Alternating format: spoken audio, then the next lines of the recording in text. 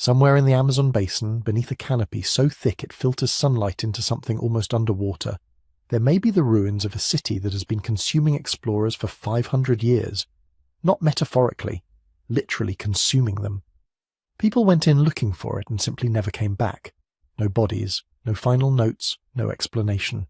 Just the jungle, growing quietly over whatever happened next. That's where we're going tonight. And like most good mysteries, the deeper you look, the stranger it gets. If you're using this to drift off, that's exactly what it's here for. So maybe subscribe, and while you're at it, drop a comment telling me where you're listening from and what time it is. I genuinely read them. It's always this beautiful scatter of people. Someone in a rainy flat in Edinburgh, someone in a parked car in Sao Paulo, someone lying awake in Auckland at 2 a.m. Tell me where you are. I'll look for you now. Back to the jungle. The lost city has gone by different names across different centuries. Manoa, El Dorado, the City of Z. Each name belongs to a slightly different era of obsession, a slightly different flavour of longing. But underneath all of them is the same persistent idea, that somewhere in the interior of South America, hidden by rivers and rainforest and sheer impenetrable distance, there exists, or once existed, a place of extraordinary size and wealth. A civilization so advanced it shouldn't, by conventional history, exist at all. What's remarkable isn't just the legend, it's the pattern. Because again and again, across 5 centuries, the story repeats itself in almost exactly the same way. Someone hears a rumour. The rumour leads to a map or a manuscript or an old indigenous account passed through too many translations. That source leads to an expedition. The expedition goes into the jungle, and then one of 2 things happens. Either the explorers return empty-handed, broken, half dead, insisting they found nothing but also unable to fully let go of the idea, or they don't return at all. That pattern is what makes this more than just a treasure story. It's a story about what happens to human beings when they become convinced that something extraordinary is just a little further ahead. It's about the way a powerful enough idea can override the very instincts that keep people alive. But here's the question that sits at the centre of all of it, and it's one that serious researchers are still arguing about today. Was there ever a real place behind the legend? Did some genuine city, some actual civilization, exist in the Amazon before European contact and then vanish, leaving behind only whispers and the faint impression of its outline in the landscape? Or did the jungle itself manufacture the myth, turning the incomprehensible scale and strangeness of the rainforest into stories that then took on a life entirely their own? The answer, it turns out, might be both. And that's what makes the history so layered and so worth following slowly, especially at night, when the mind is soft and the details have room to settle. Over the next while, we'll trace the whole strange arc of it, the early rumours that started crossing the Atlantic in the 1500s, the maps that invented geography with complete confidence, the expeditions that should never have been attempted, the man who disappeared into the Amazon in 1925 and became, somehow, more famous for being lost than he ever was for anything else, and what archaeology is quietly beginning to find beneath all those centuries of searching. The city refused to be found, but it never quite stopped being looked for, and that in itself is a kind of story. The first accounts didn't come from explorers. They came from people who had survived them. When Spanish conquistadors moved through the northern coast of South America in the early 1500s, they were questioning everyone they encountered about what lay inland. And indigenous people, for reasons that range from genuine helpfulness to deliberate misdirection to simple miscommunication, told them things. The problem is that almost nothing travelled across that linguistic and cultural gap without being transformed in the process. A translator would hear a word and reach for the nearest equivalent. A story about a powerful regional chief became a story about a king. A description of a ceremonial gathering place became a palace. A seasonal trade festival where people arrived bearing goods from hundreds of miles in every direction, carrying pigments and feathers and worked metals, became something that sounded to European ears very much like a golden city. None of the people doing the translating were lying necessarily. They were just working with the tools they had, and the tools were inadequate for what was being described. Here's something worth sitting with. In the Amazon basin and the surrounding regions, the word we might translate as city didn't mean what Europeans meant by it. It didn't require stone walls or a permanent population or a cathedral at its centre. It could mean a place where people gathered seasonally for trade or ritual or both. It could mean a ceremonial centre that was largely empty for most of the year, but was, during certain weeks, the most important place in a region the size of France. It could mean a hub in a trade network so extensive that goods from the Pacific coast were showing up in communities near the Atlantic. All of those things were real. All of them existed. But filtered through colonial expectations and translated into Spanish, they came out sounding like something else entirely. And then the reports began circulating, and each retelling added a little more gold. This is how legends actually form, not from nothing, but from something real that gets slightly exaggerated each time it passes through a new set of hands. One account mentioned large quantities of worked gold among a Highland people. The next account said the buildings were covered in gold. The one after that said the streets were paved with it. By the time these stories reached Europe, they were describing something that bore almost no resemblance to the original observation, but carried an emotional weight that was almost impossible to resist. What makes this especially interesting is that multiple real places were almost certainly feeding into a single story. There were advanced chiefdoms in the Llanos de Mojos. There were sophisticated cultures along the upper Xingu. There were trade networks, earthworks, managed landscapes that suggested populations far larger than anyone had assumed possible in a rainforest. These were all separate things, in separate places, operating on separate timescales. But in the oral tradition of early colonial South America, where rumour moved faster than any expedition ever could, they began to blur together. Different rivers, different peoples, different centuries of human achievement, slowly condensing into one imagined location, one city, gleaming and just out of reach. The legend wasn't invented, it was assembled, and that made it stranger and more durable than anything a single person could have made up. And then someone drew a picture. That's how a rumour becomes a fact, not when enough people repeat it, but when someone puts it on a map. Because a map carries a particular kind of authority that spoken testimony never quite achieves. It looks like evidence. It looks like knowledge that has been measured and confirmed. And in the 16th and 17th centuries, when most Europeans had no way of verifying anything that came back from the interior of South America, a cartographer's confident line was as good as a sworn statement. European map makers of this period were working under pressures that had almost nothing to do with accuracy. They were working under the pressure of patronage. Wealthy merchants, ambitious nobles, royal courts, these were the people commissioning maps, paying for them, displaying them in halls where other powerful people could see them. And what patrons wanted was not a map full of blank spaces and cautious question marks. What they wanted was a map that looked like knowledge, a map that suggested the world was known, comprehensible, and full of places worth going. So the cartographers filled in the blanks, not randomly, not purely from imagination, but from the best available sources, which meant travellers' accounts, which meant translated indigenous testimony, which meant the same chain of misunderstandings and transformations we've already been following. A navigator mentioned that indigenous people spoke of a great lake somewhere to the south. A trader said he'd heard of a city on its banks. A priest in his letters described a region of unusual wealth, without specifying where exactly he'd gotten that impression. The cartographer took all of this, weighed it against what neighbouring maps showed, and made a decision. He drew the lake, he labelled the city, and once it was on one map, it appeared on the next, and the one after that. This is something that deserves a moment of attention, because it tells you something important about how knowledge actually works, even now. Once a feature appears on a map produced by a respected source, other cartographers are reluctant to remove it. Removing it implies that the previous cartographer was wrong, which implies that the current cartographer knows better, which requires justification.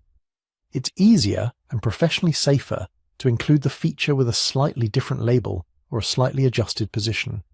The error propagates not because people are careless, but because the incentive structure of the profession rewards confident detail over honest uncertainty. In the Amazon basin and the Guiana highlands, this process produced some remarkably persistent geographical inventions. The most significant was Lago Parima, an enormous inland lake that appeared on European maps of northern South America for roughly 2 centuries. Its size shifted depending on the source, its exact position wandered, but it kept appearing, labelled with confidence, because it served a narrative function. The city called Manoa, the city that would eventually be called El Dorado, was almost always placed on its shores. The lake gave the city a logical reason to exist. Cities needed water, they needed trade routes. A great lake in the interior would explain everything. So the lake stayed on the maps long after anyone should have been skeptical, because removing it would have meant removing the city, and removing the city would have meant admitting that the expeditions had been chasing something that might not be there. A single mislabeled river could redirect history, and this happened more than once. Rivers in the Amazon system are genuinely confusing. They share tributaries, they change course, they flood entire regions for months at a time, turning what was solid ground into something that looks from the surface like a vast, slow-moving lake. Indigenous people navigating this system had precise knowledge of it, but that knowledge was local, seasonal, earned over generations of living there. When a European explorer asked which way a river flowed, he was asking someone whose answer depended on time of year, on which channel they meant, on distinctions the explorer didn't have the vocabulary to follow. The result was that rivers got misidentified, misconnected, mapped as going in directions they didn't go. An expedition following a map that had a single river junction wrong could spend months travelling deeper into a region while believing they were approaching their destination. What makes this particularly interesting is that the mapmakers weren't being dishonest, at least not most of them. They genuinely believed they were synthesizing the best available information into something useful. The problem was that the information itself was fractured, and the synthesis required guesses that nobody labelled as guesses. Uncertainty got laundered into confidence somewhere in the production process, and by the time the map reached an explorer planning an expedition, the guesses had become facts. There was also something almost sociological happening with the maps that carried more famous names. A city that appeared on a map produced by a prestigious cartographer, printed in Amsterdam or London or Lisbon, carried a weight that a verbal account from a jungle trader simply did not. Patrons would fund expeditions based on what the maps showed. Explorers would stake their reputations on finding what the maps promised. The map created a kind of collective investment in the reality of what it depicted. To return and say the city wasn't there was to say the map was wrong, which was to say the patron's money was wasted, which was a conversation very few explorers were eager to have. So some of them said they'd gotten close. Some said they'd found evidence. Some said they simply needed more time, more men, more supplies. And the map got updated with their new notes. The city moved a little further inland. The lake grew slightly larger. The blank space that had once been honest became a little more filled in, a little more specific, a little more convincing. The legend was hardening.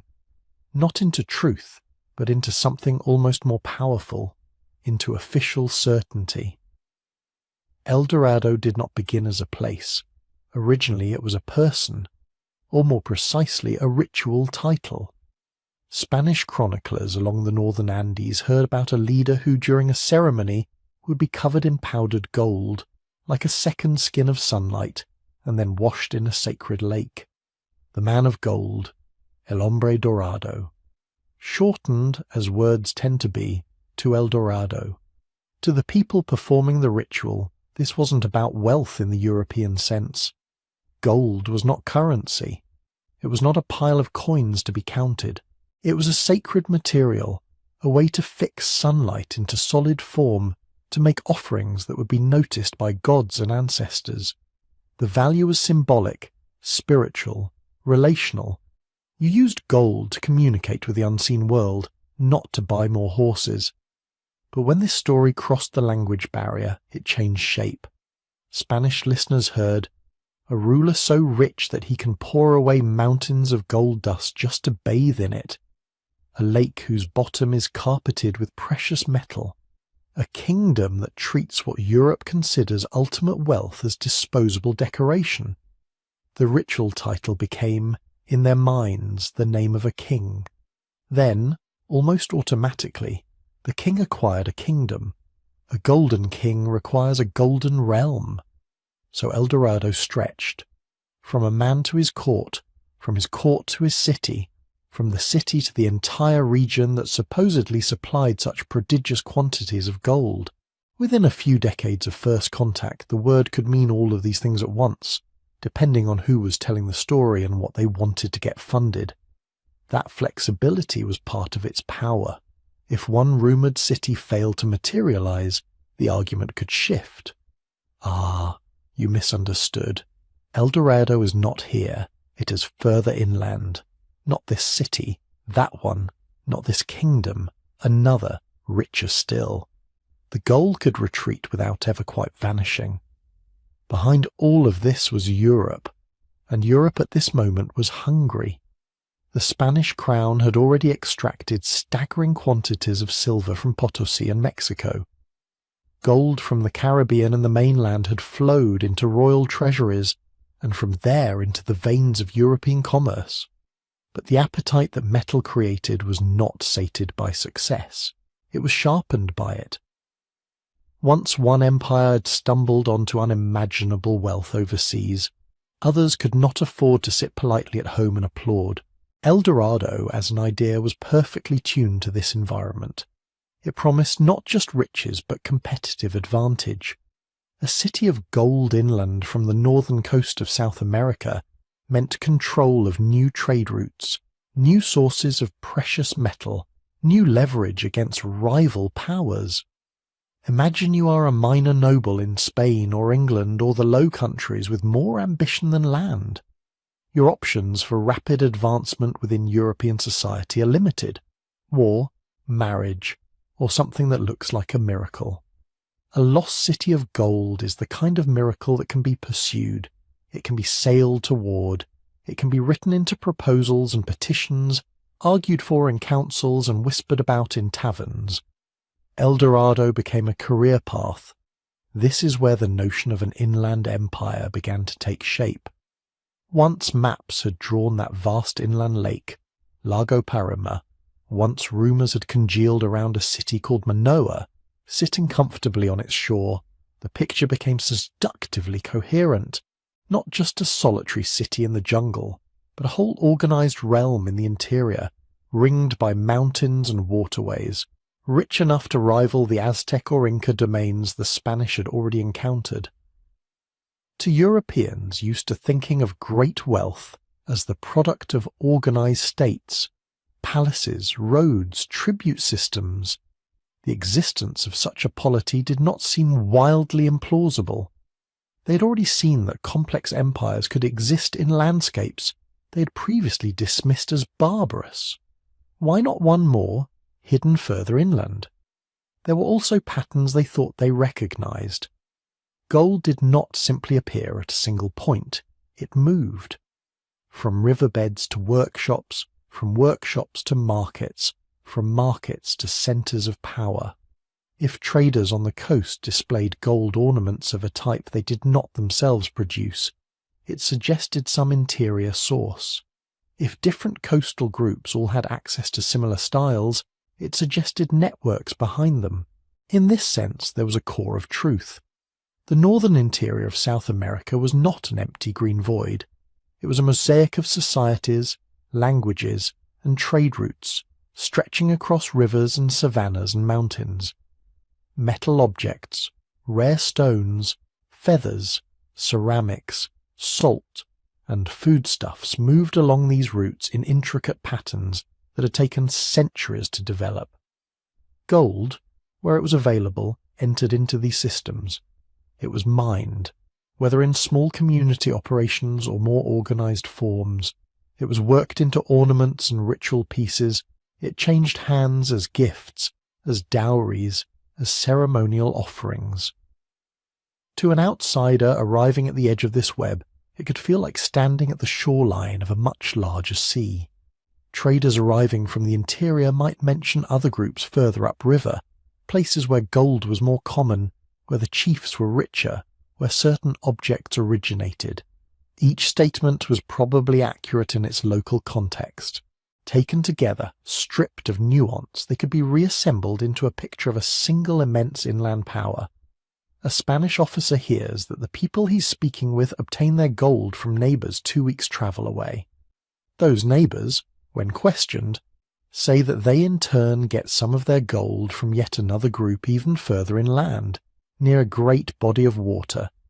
Somewhere along this chain, an interpreter substitutes kingdom for group, city for settlement, lake for seasonally flooded plain. The officer returns to the coast with news. There is a powerful kingdom far inside the continent, near a vast lake, with more gold than the people on the margins can count. Is he lying? Not necessarily. He's compressing. These partial truths and compressed stories did most of the real work. They provided just enough evidence to keep skepticism at bay. Yes, the last expedition failed. But look, here is a new report of gold further upriver. Here is a new map confirming a great lake. Here is a captured object in an unfamiliar style, clearly not made on the coast, suggesting a higher level of craftsmanship somewhere inland. Patterns like this are hard for human brains to ignore. We are wired to connect dots, to prefer coherent stories over scattered data. When every new account, despite its inconsistencies, pointed vaguely in the same direction, south and east, away from the coast, toward the tangled heart of the continent, the idea of an inland empire stopped feeling like speculation and started feeling like deduction. And once you accept the empire, El Dorado becomes almost inevitable. A great empire must have a capital must have a ruler of such a realm, in a region where gold is known and ritually important, might very well perform ceremonies that involve covering himself in gold dust. The loop closes. Ritual feeds into region. Region justifies city. City demands ritual. From the outside, it can look like pure fantasy. From the inside, it is a chain of reasoning in which every link seems reasonable enough. It is also a chain that binds real bodies. Because as the legend grew more elaborate, it also grew more actionable. You could put your finger on a map and say, here, just beyond this river system, beyond these highlands. You could show your patron the way one set of gold artifacts resembles another found far to the east. You could quote a missionary's letter about great populations in the hinterland. You could argue that to leave such a realm uncontacted, unconverted, and, most importantly, unclaimed, would be a dereliction of imperial duty. For European crowns locked in rivalry, this was an argument with teeth. If Spain did not push into the interior, perhaps Portugal would. If Portugal hesitated, perhaps an English adventurer might steal a march and plant his flag on the shore of that hypothetical lake. The fear of someone else getting there first was as potent a motivator as greed for the gold itself. So expeditions were assembled, often in haste, often with resources that were barely adequate even on paper. Soldiers of fortune signed on in hopes of plunder and promotion. Convicted men were offered pardons in exchange for service. Indigenous allies were coerced or persuaded to guide routes they knew only in pieces, across territories where their own enemies lived.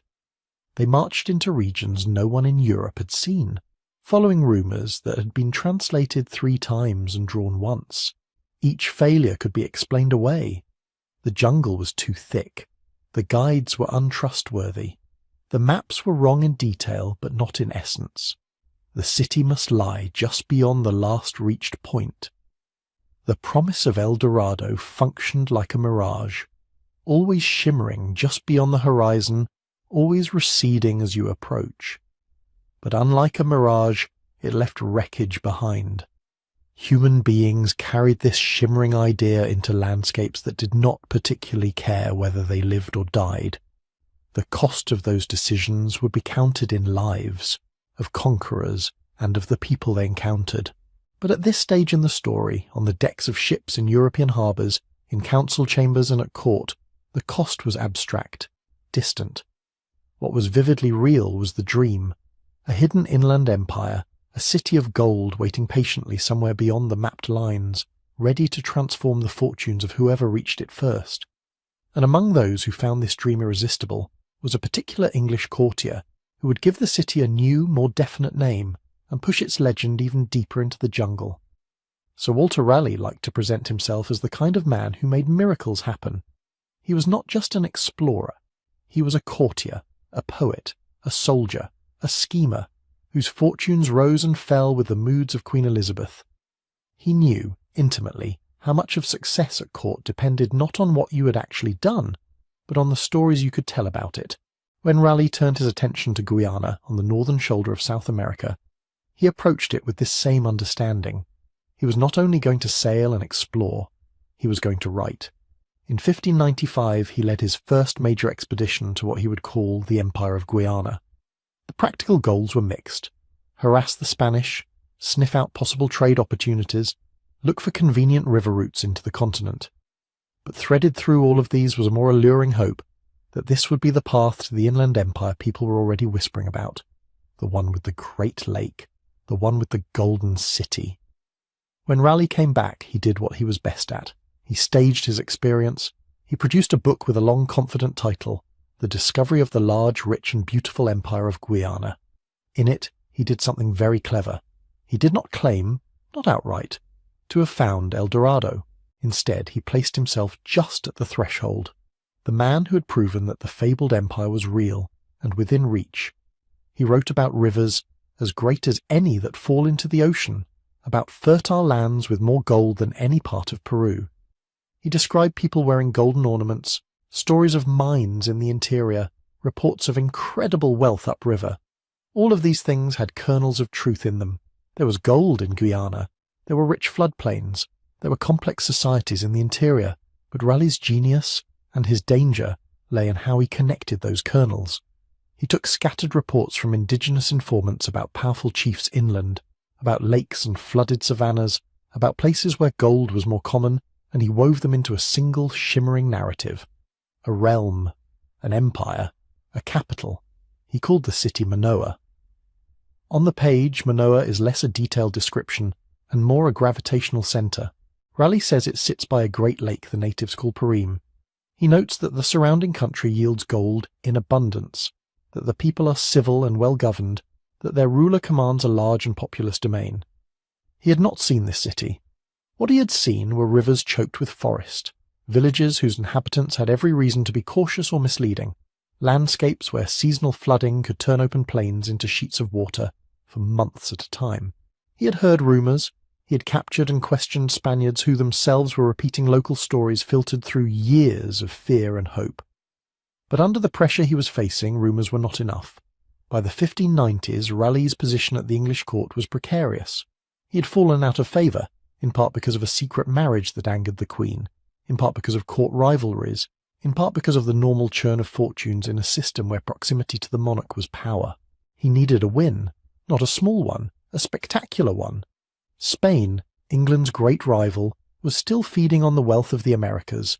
That wealth bought armies, navies, and influence. For an English courtier with a taste for grand gestures, the idea of an English-controlled Guiana, rich in gold and strategically placed, was irresistible. It offered a way to hurt Spain and enrich England in a single move. It also offered Raleigh, personally, a path back into the inner circle. So when he wrote his Discoverie, he did it with multiple audiences in mind. He was speaking to the Queen and her advisers, promising them an empire that could rival Spain's. He was speaking to potential investors and companions, men who might fund or join a second, larger expedition. And he was speaking to a wider European readership, composing a narrative that would lodge itself in the shared imagination of his time. This is where propaganda and exploration blur into each other. Raleigh needed Guiana to be more than an interesting landscape with scattered gold deposits. He needed it to be a coherent prize, a large, rich, beautiful empire with a capital city whose capture or alliance could flip the balance of power. That is what made it worth royal attention. That is what made it worth risking ships and lives. So he heightened, he emphasized, he interpreted. When an informant spoke of a great water in the interior that became Lake Perim, vast and brimming. When a story mentioned many villages around that water, Raleigh saw and then described an organized state. When people spoke of a powerful leader whose influence extended along the river networks, he upgraded this figure into a kind of emperor, ruler of all Guiana, seated at Manoa. He filled in what maps of the time had only suggested with sketchy ink, a huge inland lake, ringed by mountains with a glorious city on its shore. He treated earlier Spanish rumours, many of them second-hand, as supporting testimony. He cited named individuals, missionaries, officials, captured enemies, to give his narrative the weight of corroboration. The effect on readers was profound. Most of them, of course, had never seen Guiana, and never would. Their mental picture of the region was assembled almost entirely from words and lines on paper. Raleigh's prose, confident and detailed in just the right places, supplied the scaffolding their imaginations needed. When he described rivers leading directly toward the great lake of Perim, People could trace them with their fingers on the latest printed maps. When he said that the city of Manoa was as great as any in Peru, they could slot it into a familiar framework, a New World cousin to Mexico City or Cusco, with palaces, temples, and glittering plazas. When he assured them that the gold of Guiana lay almost untouched, waiting only for a bold nation to claim it, he was speaking to their sense of both greed and competition. What Raleigh likely saw on his journey was a complex, humid, difficult landscape, swollen rivers where the current, not a road, dictated your path, marginal notes of agriculture along the banks, gardens, and clearings that hinted at intricate knowledge of soils and flood cycles, hints of long-distance trade, beads from elsewhere, metal in designs not made locally, words borrowed from distant languages. He would have heard the names of many groups, each with their own interests and enemies. He would have been negotiating in a chain of half-translations and guesses, often with people who had every incentive to send him toward their rivals and away from themselves. He likely heard about lakes that were not lakes in the European sense, but seasonal inundations, broad savannas that turned to water for months then back to grass. About chiefs who were powerful in their region, but not emperors in the Aztec or Inca style. About gold that was important ritually, not piled in vaults. His readers, however, did not see any of that complexity. They saw the synthesis. The difference between what Raleigh saw and what Europe imagined is like the difference between standing in a dense forest and looking at it on a map. In the forest, your view is always partial. You see trunks and undergrowth, maybe a glimpse of sky. On the map, you see a clean outline. Here is the forest, here is the lake, here is the city. Manoa, as Raleigh presented it, was a map object, sharp-edged, definite, anchoring. Once he named it and placed it on Lake Perim, later writers had something solid to refer to. They could debate its exact location, adjust it a few degrees north or south, but the basic picture had hardened. Inland empire, Great Lake, capital city. From that point on, Manoa was not simply one rumour among many. It was the rumour that other stories were forced to orbit. Spanish, Dutch, and later French writers picked up Raleigh's account, quoted it, argued with it, embellished it. Some criticised him, calling him a liar or an exaggerator. Others defended him, pointing to new bits of information from travellers that seemed to confirm one detail or another. But even the critics were working within the frame he had set. Maps followed suit. For more than a century, many European maps of South America showed a large inland lake in roughly the place Raleigh's book implied, with a city, Manoa, sometimes labelled as El Dorado itself, drawn on its shore. The reality on the ground, where flooded savannas and river systems shifted with the seasons, did not match this simple picture. But the picture persisted. It was just too satisfying. And that picture did things. It gave direction to energy that might otherwise have scattered. If you were a later seeker, a Spanish officer wanting to rehabilitate a failed career, a Dutch merchant looking for a foothold, a Portuguese colonist dreaming of sidestepping Spanish power, you now had a destination you could write into your proposals. You did not have to say, "I will wander vaguely inland and see what I find." You could say, "I will go in search of the city of Manoa, on the shores of Lake Perim, as described by Sir Walter Raleigh." That sounded like a plan, even when it wasn't. Raleigh himself would never reach Manoa. His later attempt to return to Guiana ended in disaster and contributed to his downfall, but his story, printed and reprinted, translated and summarized, kept travelling. Every time a new expedition went up one of those brown rivers, inched along through flooded forests or hacked its way over dripping ridges, it was partly walking in the tracks of Raleigh's words. His blend of observation and ambition, of genuine curiosity and political calculation, had turned a loose cluster of interior rumours into a fixed point of longing on the mental map of Europe. From then on, the lost city had a name, a lake, and a supposed location. It had a literary pedigree and cartographic coordinates. It was no longer just El Dorado in the abstract, the man of gold turned kingdom. It was Manoa of Lake Perim, and with that the legend became easier to chase, and much harder to let go. If you were one of the men who believed Raleigh, sooner or later you would discover that between you and his empire of Guiana stood something far more implacable than Spain. The forest. On a map, the route toward Manoa looked almost orderly. A riverline here, a tributary there, a dotted path nudging inland toward the imagined lake. Distances were measured by degrees of latitude, marching neatly up the page. In conversation, it sounded simple enough. You go upriver. On the ground, upriver stopped being a direction and became an ordeal. The rivers themselves were not fixed roads. In that part of South America, water is always renegotiating the landscape. During the rains, the main channels swell and burst their banks, pushing sideways into the forest. Where a European might expect a clear separation between river and land, the Amazonian lowlands offer long bands of in-between. Flooded forests, where you move among trunks and roots in a half-drowned world. From a dugout canoe, that world feels endless. The canopy knits over your head, branches and lianas crossing from tree to tree like a woven ceiling.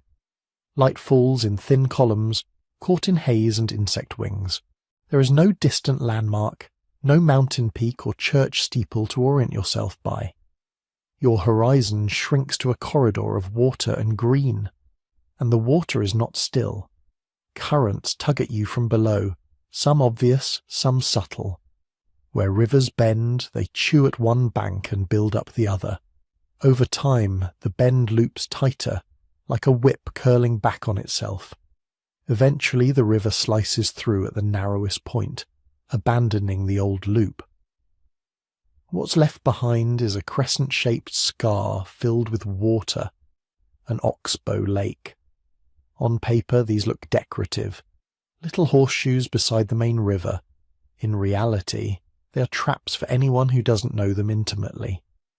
You paddle into what seems like a side channel, follow it as it curves, and at some point you realize the current has softened. The water feels sluggish, heavy. You're not going anywhere now. You're in a dead-end lake shaped like a river. To a European navigator raised on coasts and harbours, this kind of inland ambiguity could be maddening. A shoreline, even a complex one, holds still from season to season. These rivers did not. They twisted, cut new channels, abandoned old ones. What had been a navigable route one year might be a tangle of fallen trees the next. A shortcut that locals had used for generations might vanish beneath sediment, while a new passage opened somewhere else. And then there were the tributaries. On the map they branched tidally, each with its own name and course. On the water, many of them looked almost exactly the same. Brown, slow or fast depending on the season. Walls of greenery on either side, driftwood, occasional sandbars, maybe a village landing if you were lucky, or nothing at all. You might reach a junction where 3 channels met, each flowing with deceptive calm. The sky above each was the same narrow strip. The smell, mud, rot, sap, was the same. Unless you had someone with you who knew the local pattern of currents, the timing of floods, which channel ran clear in the dry season and which turned treacherous, you were guessing.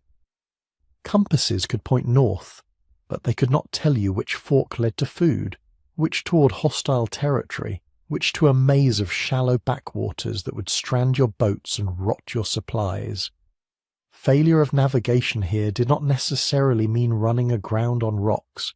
It meant drifting, circling, burning precious days and calories. It meant emerging, weeks later, somewhere completely different from where your map and your hopes had placed you, with your men thinner, your gunpowder damp, and your credibility eroding. And all the while the jungle was working on you. From a distance, European readers often imagine tropical forests as paradises of abundance.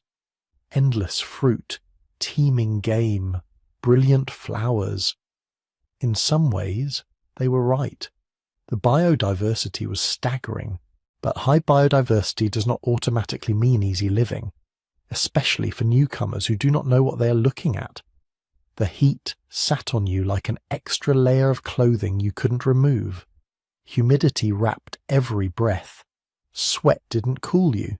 It just mixed with the air already thick with moisture. Marching or paddling in these conditions drains strength in a way that is hard to understand if you're used to dry heat or temperate summers. Men accustomed to European campaigns found themselves exhausted after a few hours, their clothes permanently damp, their boots softening, their skin breaking down. Dehydration became a strange paradox. Surrounded by water, you could still die of thirst. River water was full of sediment and microorganisms that your body had never met before. Drink freely, and you risked days of violent illness, losing more water than you took in. Boiling helped when there was time and fuel. Often speed felt more urgent than care. Parasites were everywhere, invisible and patient. Tiny worms and protozoa waiting in water and soil. Insects looking for any patch of exposed skin. Leeches that slipped into boots or up trouser legs. Mosquitoes that carried fevers. Europeans did not yet understand. A periodic shaking, a boiling of the blood, a weakness that returned in cruel cycles. Even minor cuts, scratches from thorns, nicks from machetes, could sour and swell, fed by the constant moisture and the bacterial stew of the forest floor. Infection was not a distant possibility.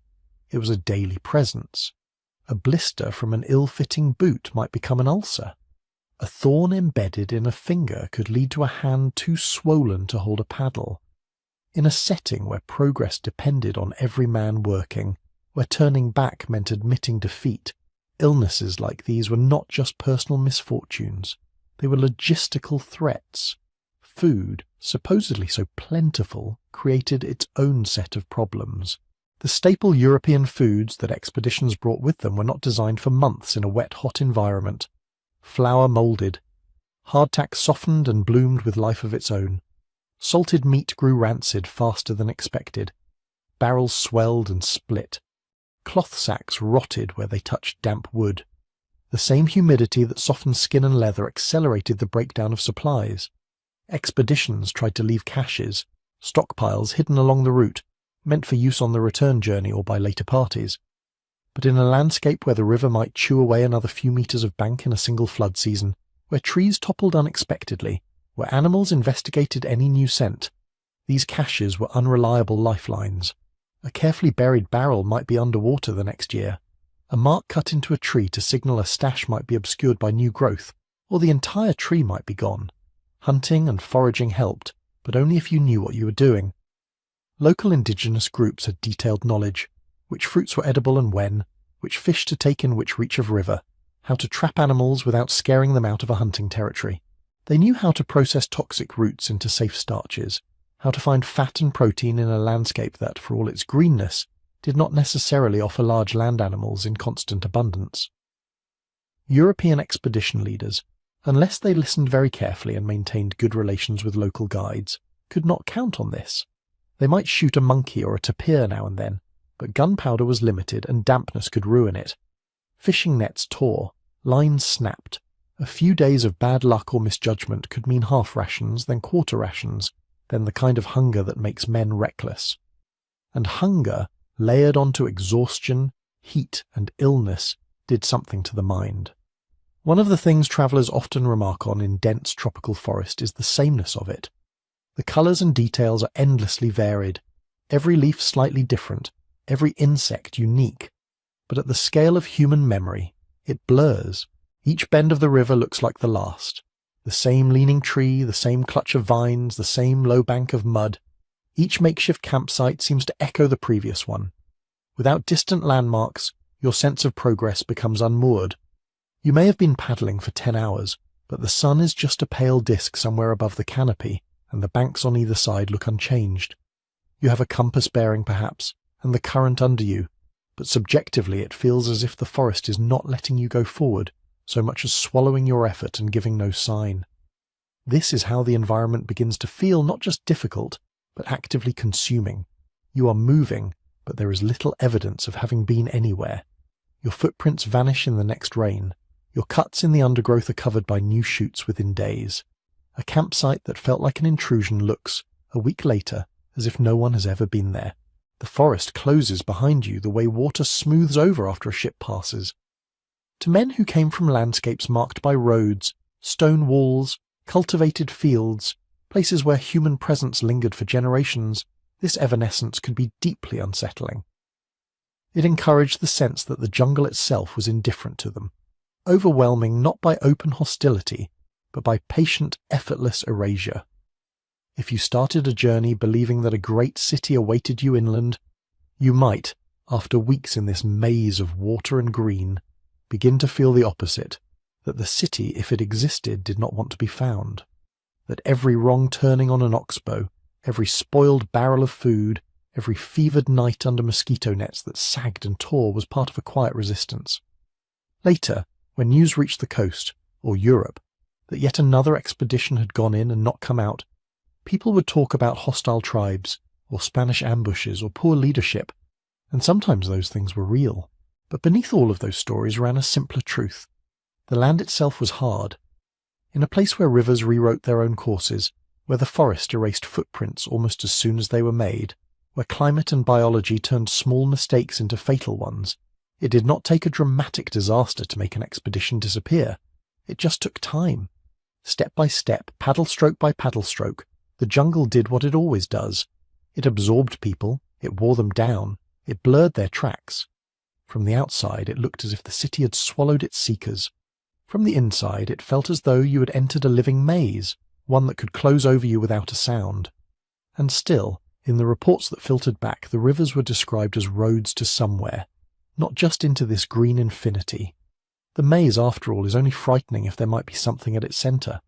Rivers are roads that move. For Europeans used to treating water as something you cross on your way to land, this was a difficult lesson. In Guiana and the wider Amazon basin, people did not march overland if they could help it. They followed the water.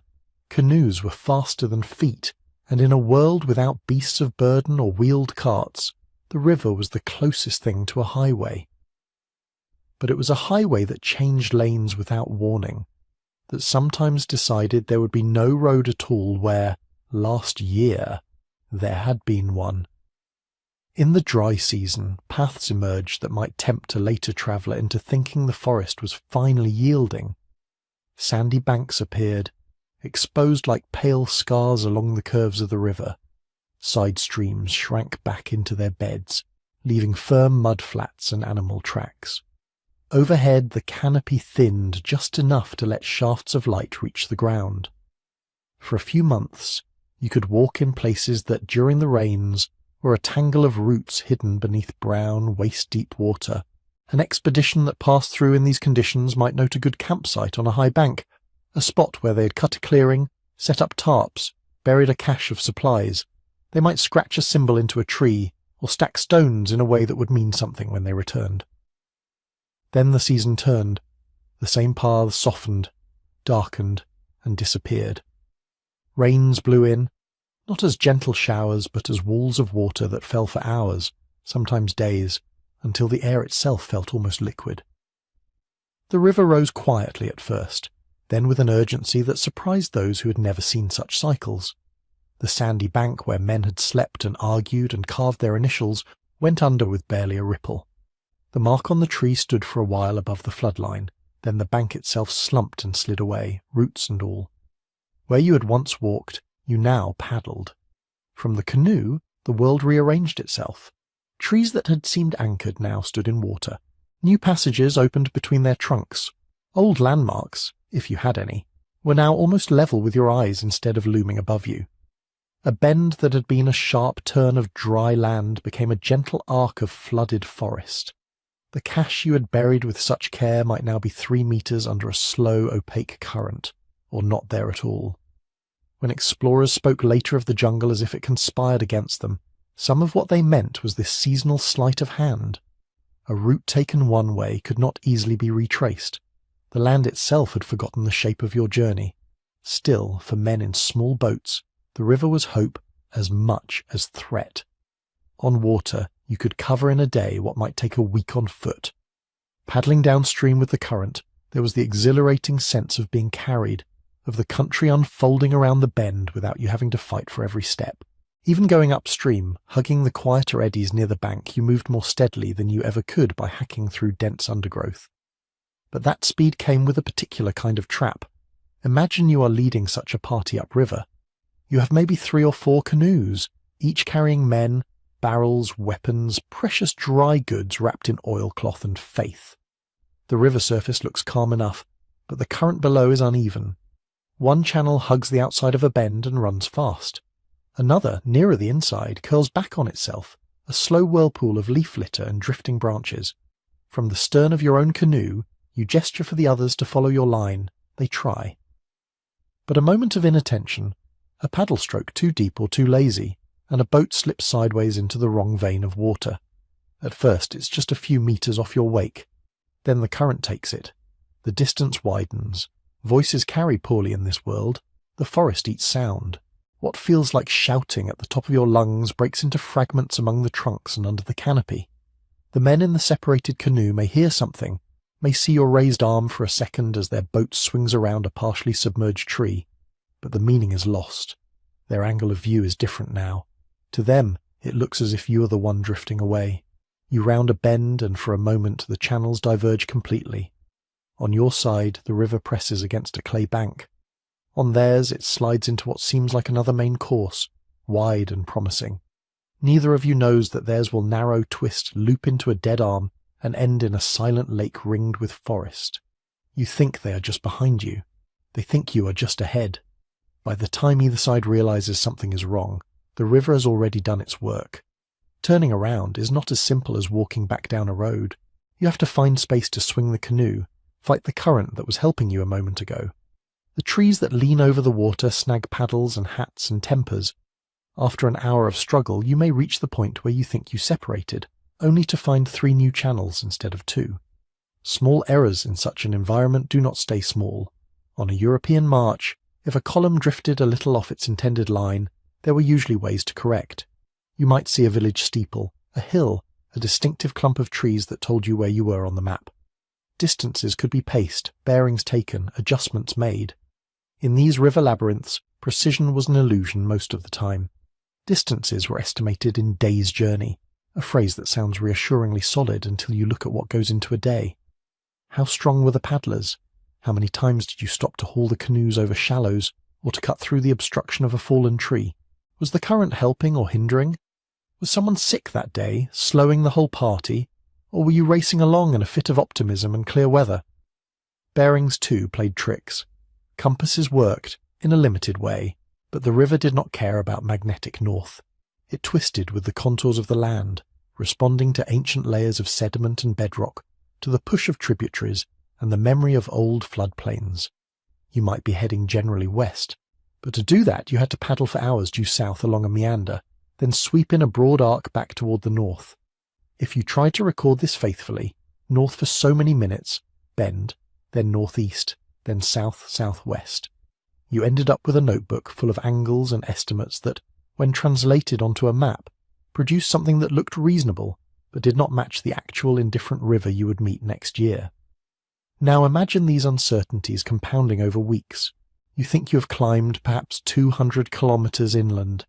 In reality, you may have gone half as far. Your path wound into loops and side channels that brought you back near your own earlier track without your ever recognizing it. Or you may have gone farther than you believe, the current giving you an unnoticed push, now placing you among people and landscapes your guides have never seen. In such a setting, communication was not just a matter of language. It was a matter of keeping bodies in the same place long enough to speak at all. Scouting ahead was both necessary and dangerous. A fast canoe carrying 2 or 3 men could slip upstream more quickly, checking for rapids, hostile landings, or promising side channels. They would agree on a rendezvous, a certain sandbank by sunset, a particular bend where a large tree with buttress roots jutted into the water. Then a sudden storm might darken the sky hours earlier than expected. Rain erased footprints, softened sandbanks into featureless slopes. That remarkable tree might topple in a gust and crash unseen into the flood, vanishing beneath the roiling surface. The main party, slowed by an accident or by the need to repair a damaged canoe, might arrive late. The scouts, waiting nervously, would face a choice as the light went: move on or risk spending the night exposed on an open bank. Sometimes they chose to push ahead, trusting they could be overtaken. Sometimes they huddled under jerky awnings and shivered, listening to night sounds and mosquitoes. In either case, the clear plan agreed upon in the morning dissolved into improvisation by evening. A similar fragility haunted any attempt to spread out. In the maze of channels and flooded groves, it was often tempting to send small groups along parallel routes in the hope of rejoining later. On a flat plain, you might see those other teams a mile to your left, moving as other lines in the same broad direction. On the river, 100 meters was enough to hide them completely. You could be separated from half your expedition by a thin veil of trees and never know it. Stories trickling back to Europe spoke often of men lost in the forest, and in popular imagination this meant individuals wandering aimlessly among trees, confused by undergrowth. The reality was more mundane and more chilling. Parties were lost to each other without ever leaving their canoes, a delayed arrival at camp, a boat that failed to appear at a junction where 3 streams met, a scout who, following what seemed like the main flow, slid silently into another drainage basin altogether, where the river was no longer the same river, where the people along its banks had never heard of your leader, your mission, or your imagined city. When survivors did find their way out, months or years later, they carried not only fewer companions but also fewer certainties. They could say that they had turned left at a great confluence, that they had spent 12 days on a Blackwater tributary, that they had crossed from one watershed into another without realizing until later. They could describe hunger and illness, and occasional moments of great kindness or sharp hostility from the people they met along the banks. But if you asked them to trace their route exactly, to draw the path from the known coast up to the rumoured city and back, their pencils hesitated. Memory blurred. The river's habit of erasing campsites, of swallowing landmarks, of changing its own course between one expedition and the next, meant that each journey was unique and, in crucial ways, unrepeatable.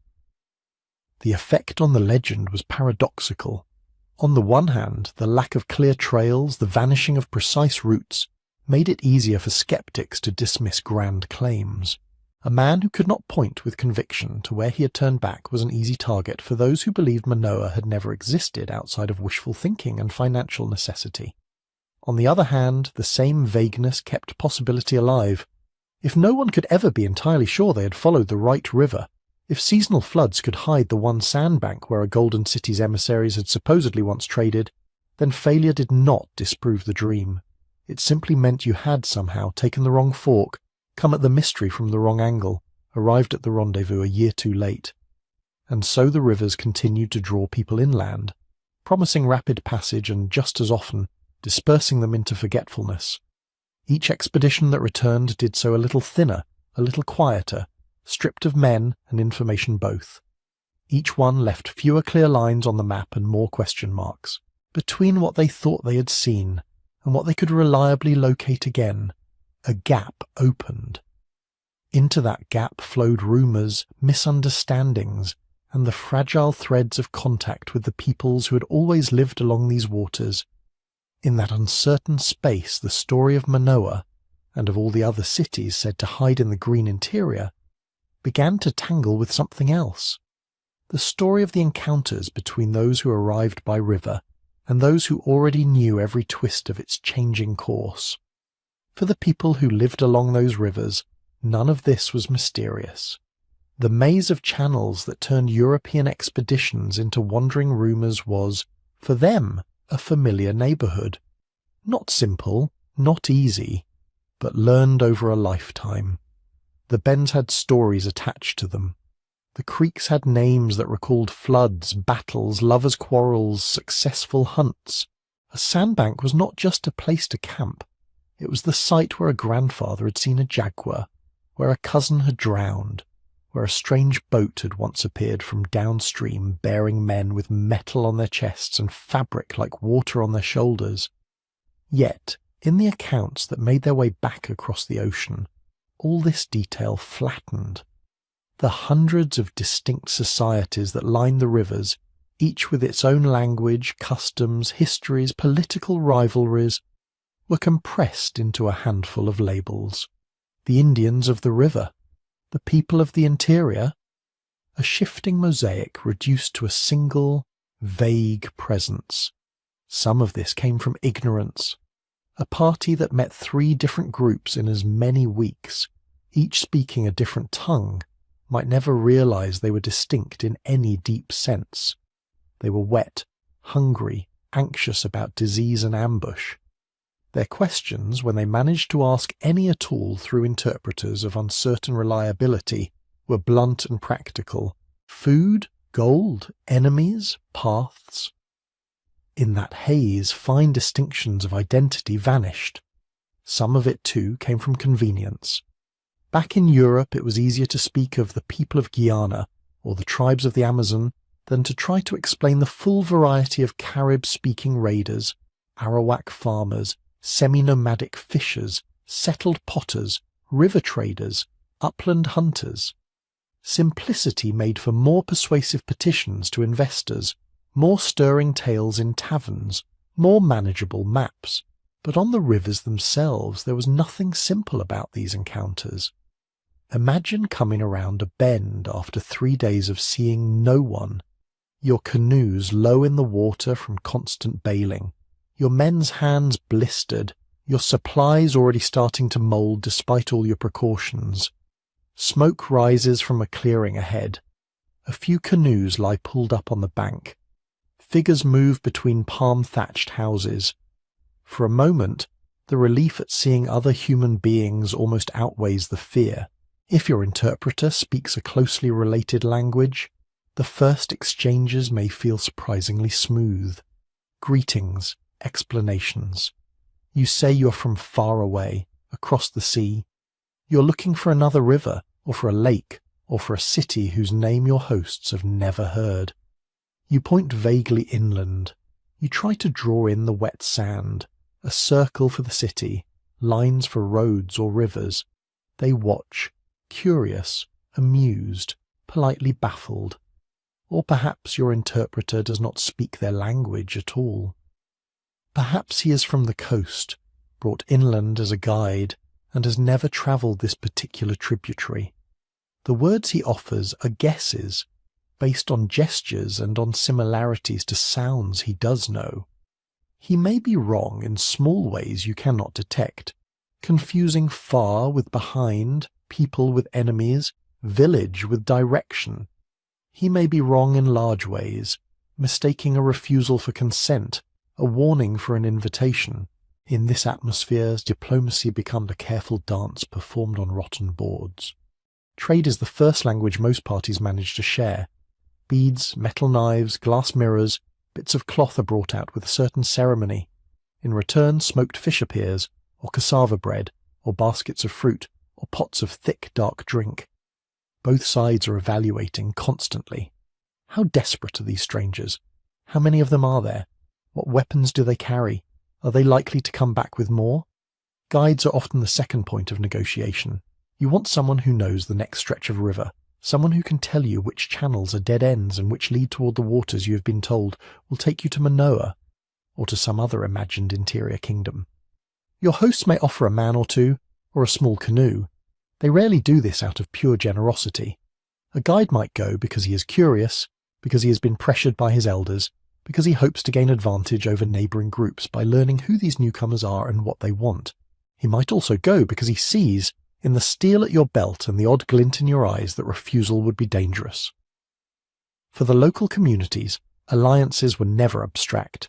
Information flowed up and down the rivers long before Europeans arrived. News of a new group with strange tools and immense greed travelled as quickly as a canoe in flood season. Villages downstream spoke of villages upstream who had received gifts, or had been forced to surrender people as porters or captives, or had been attacked when trade went wrong. Everyone listened. Everyone adjusted. One group might decide to welcome you, hoping to divert your attention toward their enemies. Yes, they say, there is indeed a powerful people inland, rich, many ornaments, perhaps you should go that way. Another, having heard of such tactics, might deny all knowledge, insist that the river ends just ahead, that there is only forest and swamp beyond. They are not trying to thwart your dreams of discovery. They are trying to protect themselves from becoming someone else's bait. Loyalties shifted with the current.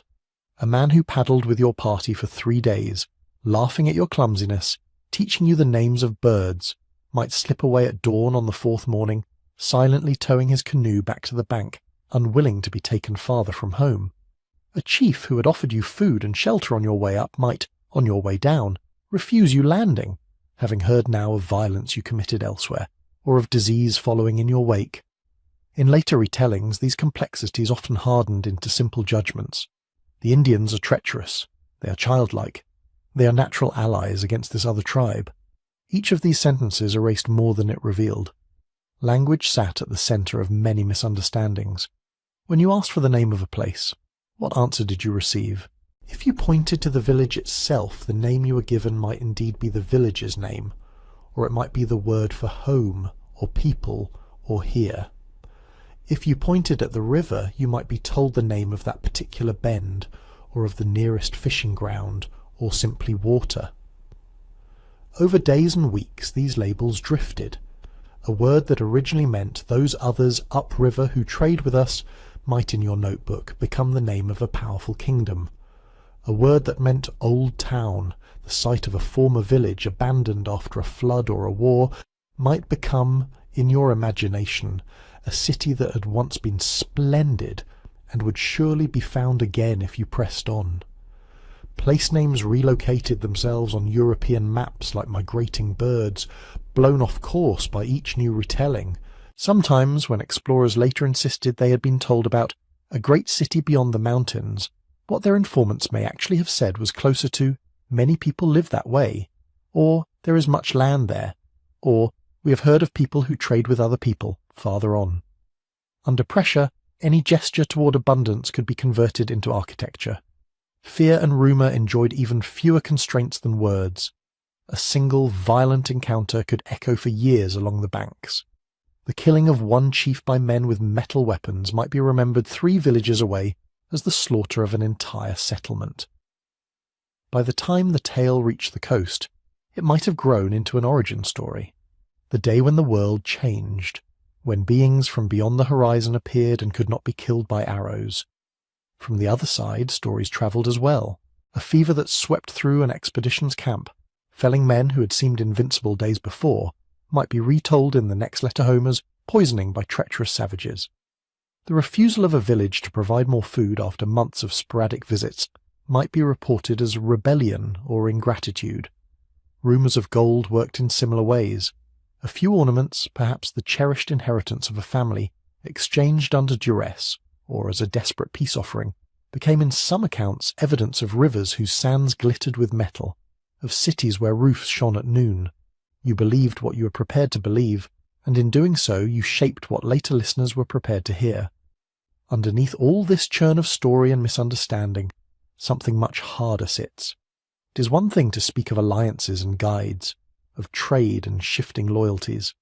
It is another to acknowledge what these encounters often became, campaigns of extraction and domination. Men did not come inland merely to satisfy curiosity. They came under orders, with charters and patents, with promises of land and spoils, with expectations set by monarchs and creditors who would never see the rivers for themselves. Violence was not always immediate or spectacular. It did not always look like burning villages or open battles. Often it was quieter. Demands for food that stripped local stores, forced labour to carry loads or cut paths, the taking of captives as hostages for safe passage, the bringing of diseases to which no one along those banks had any defence. At the same time, resistance was neither futile nor simple. Some communities learned to play the new arrivals against one another, favouring one expedition over another, embracing temporary alliances that brought tools and weapons while trying to contain the damage. Others chose flight, melting deeper into the forest, abandoning old sites and scattering into smaller groups that were harder to coerce. None of these strategies guaranteed safety. All of them testify to agency in the face of unwanted intrusion. The legend of a lost city ran through this world like a bright, seductive thread.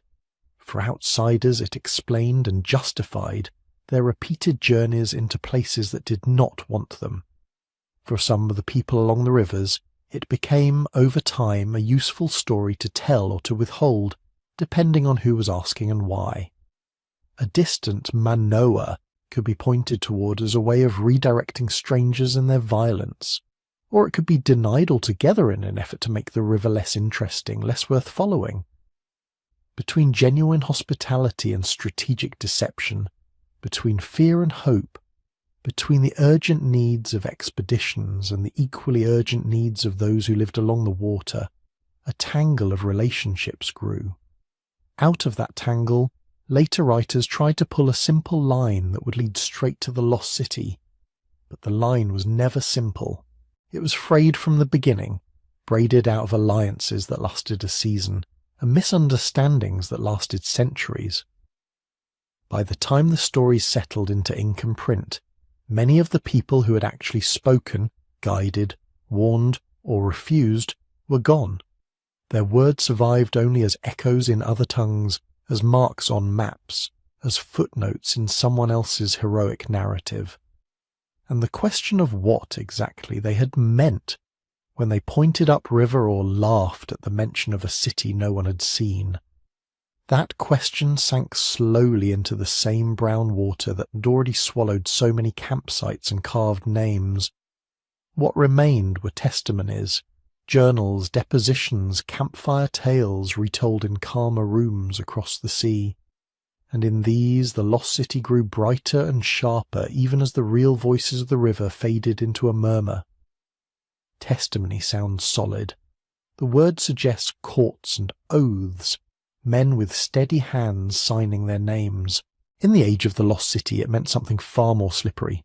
A tired man in a damp tent writing by the light of a smoky lamp, trying to turn weeks of confusion, hunger, fear, and fleeting triumph into a clear story. On paper, these accounts look confident. Distances are stated, directions are given, the moods and intentions of strangers are reported as if the writer had access to their inner thoughts. The river twists become straight lines. The days blur into sequences that march neatly toward a conclusion. But listen closely and you can hear the strain. Each journal had to do more than remember. It had to persuade. The man holding the pen was almost never writing only for himself. He was writing for a patron back in London or Madrid, for investors who had risked money on his voyage, for a monarch who might read only the summary, but whose favour could transform his life. He was also quite often writing for rivals, men who would gladly pounce on any admission of error or weakness. Under those eyes, the temptation to revise the past was strong. If you had turned back earlier than planned because your men were sick, your supplies low, your courage compromised by some half-glimpsed threat in the trees, you rarely wrote, "I turned back because I was afraid of dying pointlessly." You wrote instead of impassable rapids, of treacherous guides, of an unavoidable shortage of provisions. You framed your retreat as prudence rather than failure. If your crew had quarrelled, if discipline had collapsed, if a rash act of violence on your part had ruined relations with a crucial village, you might mention unfortunate clashes, or misunderstandings with the natives, never quite tracing how they began. If some of your own decisions had led directly to hunger or casualties, well, those could be blurred behind phrases like "necessity compelled us" and "circumstances beyond our control." Ego in these pages was not just vanity, it was armour. A man seeking a second expedition could not appear incompetent. A man hoping to be remembered as a bold pathfinder, rather than a costly embarrassment, could not afford to seem hesitating, confused, or easily misled. So the meanders of the river became errors in the map. The dead ends became signs that the true path had been tantalizingly close, blocked only by one unlucky turn or one uncooperative chief. You could always suggest that, with a little more funding, a few more men, better supplies, you would succeed next time, and funding mattered, a great deal. An expedition that brought back no gold, no captives, no immediate evidence of profit had to deliver something else, a promise. Discovery in this world was often a down payment on future extraction. The report you wrote after staggering out of the forest had to answer a silent question. Was this journey a waste, or did it reveal possibilities worth gambling on again? So small details began to glow in the dark. A single hammered gold ornament seen on the chest of a chief might become, in retelling, an emblem of mines hidden somewhere upstream. A few days of travelling through relatively open, cultivated land, fields of manioc, orchards of fruit trees, could be reimagined as the outskirts of a great realm. Well-peopled and rich, perhaps the very threshold of Manoa.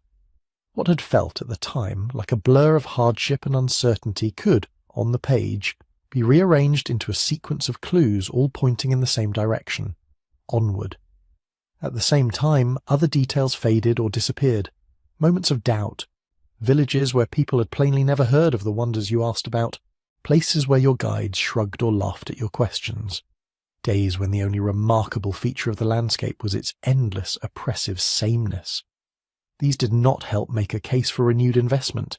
They slipped between lines or were compressed into several days of uneventful travel.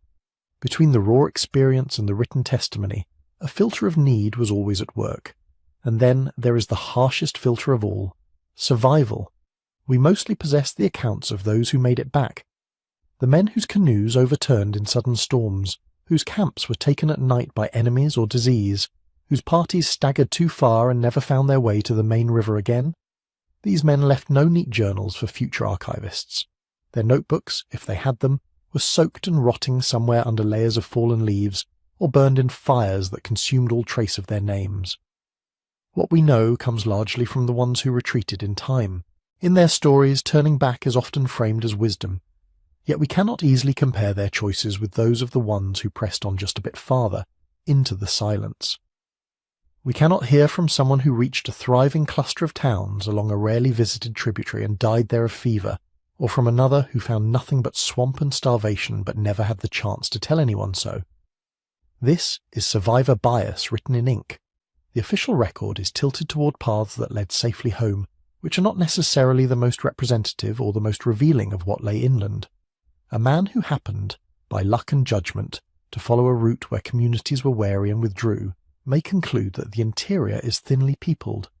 Another, guided along trading arteries lined with villages, may swear the opposite, that the land is rich in inhabitants and ruled by a distant, unseen power. Both are speaking truly from where they have been.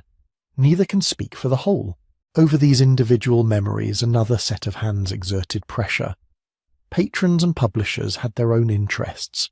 A chronicler working for the Spanish crown, assembling a narrative of conquest and discovery, might smooth contradictions between sources or choose the most flattering interpretation when accounts clashed. A London printer catering to readers hungry for marvels might edit out dull passages of hardship in favour of violence, treasure, and wonders. Emphasis shifted under these touches. A cautious sentence. We were told by some that there may be a great town inland, but others denied it and we didn't see it ourselves, could be shortened in a printed version to, we were told there is a great town inland. Doubtful qualifiers slid away. Reports that said only, the people are numerous and have much cultivated land might be headlined as, a rich and populous country within the interior, the better to stir imaginations and open purses. Sometimes entire episodes vanished. An ugly quarrel with a local ally might be omitted so as not to cast doubt on the expedition's moral standing. Scenes of men stealing food from villages they had been welcomed into could be left out, replaced by more palatable phrases about provisions obtained. A deadlock or failure that might suggest the venture was a bad bet could be softened into a temporary setback. The printed testimonies that circulate through history are already curated versions of the field notes, adjusted to meet the demands of power and profit, and beneath all of this lies another layer of fragility, language itself. Almost every grand claim about a city in the interior, a kingdom of gold, a road leading to marvels, began as spoken words passing through at least one other human mind before reaching the ear of an explorer. Often through two or three. A local hunter spoke to a village elder. The elder spoke to a regional headman. The headman spoke to an interpreter who knew a coastal trade tongue. The interpreter then tried to explain, in halting Spanish or Portuguese or English, what had been said. At each step choices were made. Which details were worth mentioning? Which terms had no clear equivalent? When someone used a word for many people or a big place, did the interpreter choose city? When someone described gold as a rare ritual substance used in certain ceremonies, did that become, in translation, they have great abundance of gold? An interpreter might simplify to keep the conversation moving, or embellish to please his powerful employers, or misunderstand entirely. He might have reason to steer the foreigners toward or away from certain regions, depending on his own alliances, fears, or hopes. His testimony, embedded within the explorer's testimony, is rarely visible, but it shapes the whole. By the time such an account reached a European desk, it might be 3 or 4 translations removed from its origin. No wonder the testimonies clash. One journal insists that a certain great water lies only 10 days' journey inland, guided by people who spoke confidently of it. Another, travelling perhaps along a slightly different path a decade later, reports that the same water is unknown to everyone he meets. One writer notes friendly, prosperous villages along a stretch of river. Another describes that same region as hostile and desolate. Historians, centuries on, try to reconcile these differences with maps, climate data, and archaeology. But for the people living through it, the contradictions did something stranger. They fed the legend. Because if one trusted account denied the city and another, equally trusted, hinted at it, the result was not necessarily disillusionment. It was possibility. Perhaps the first expedition had turned back just shy of the crucial fork. Perhaps the second had been misled by enemies of the inland power. Perhaps the city moved, was rebuilt elsewhere after some catastrophe. Perhaps it had been abandoned and would yet be found again, its treasures waiting in silent plazas under the trees. Each disagreement could be made to point, not toward doubt, but toward a new hypothesis, a new route, a new justification for trying once more. The problem of testimony was never only that people lied, though some did. It was that memory, desire, fear, and translation tangled together in every sentence. Men wrote to save face, to secure pensions, to court glory, to protect or condemn others, to make sense of journeys that had often felt senseless while they were underway. Out of this tangle, the image of the lost city never quite resolved into a clear picture. It flickered instead, now lavish and near, now faint and distant, always just beyond the last confirmed fact.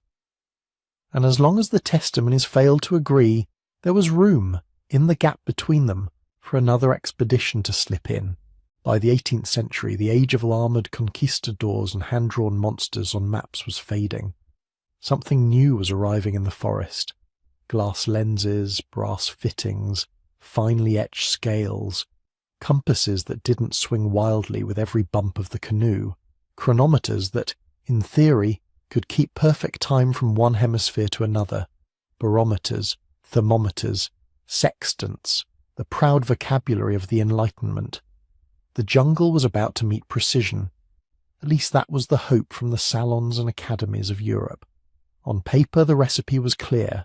Send educated men instead of mere adventurers. Equip them with instruments. Let them measure latitudes and longitudes, altitudes and temperatures. Let them write calmly of flora and fauna, of rocks and rivers.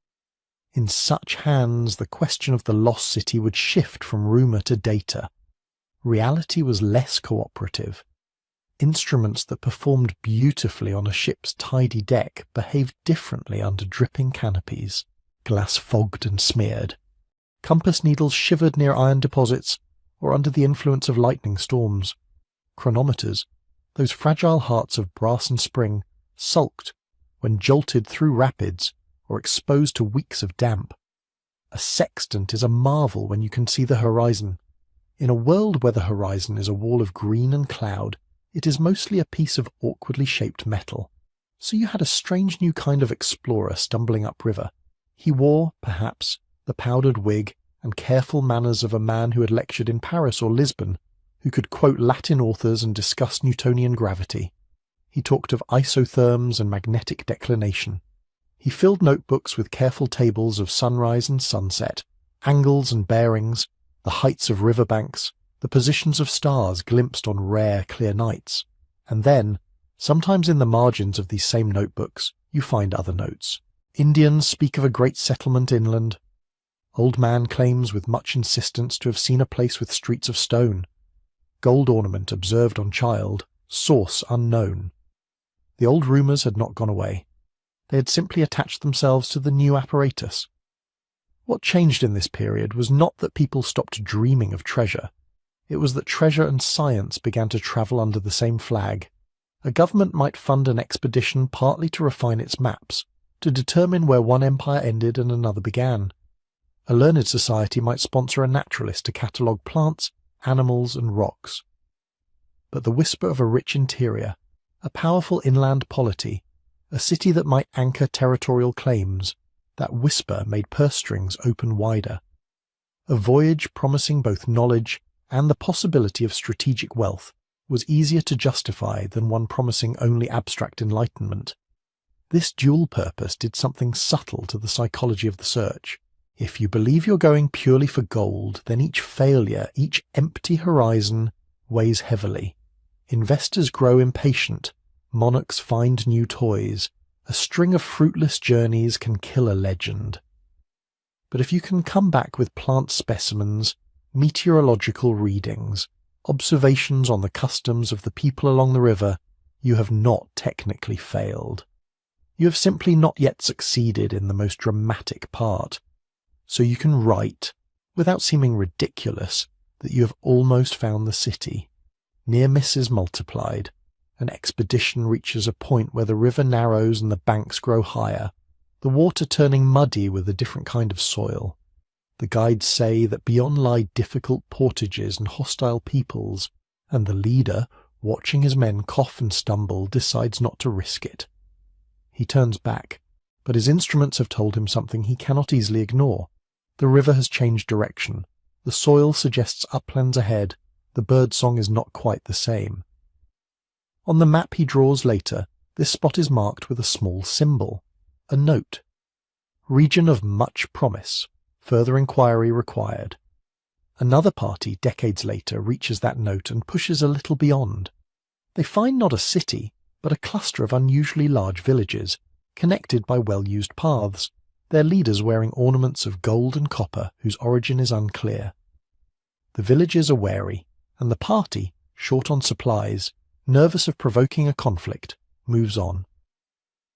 In the account that returns to Europe, this becomes evidence of an organised polity inland, perhaps dependent on a larger seat of power. The lost city, instead of being disproved, is displaced. It retreats, always one more bend upriver, one more ridge inland.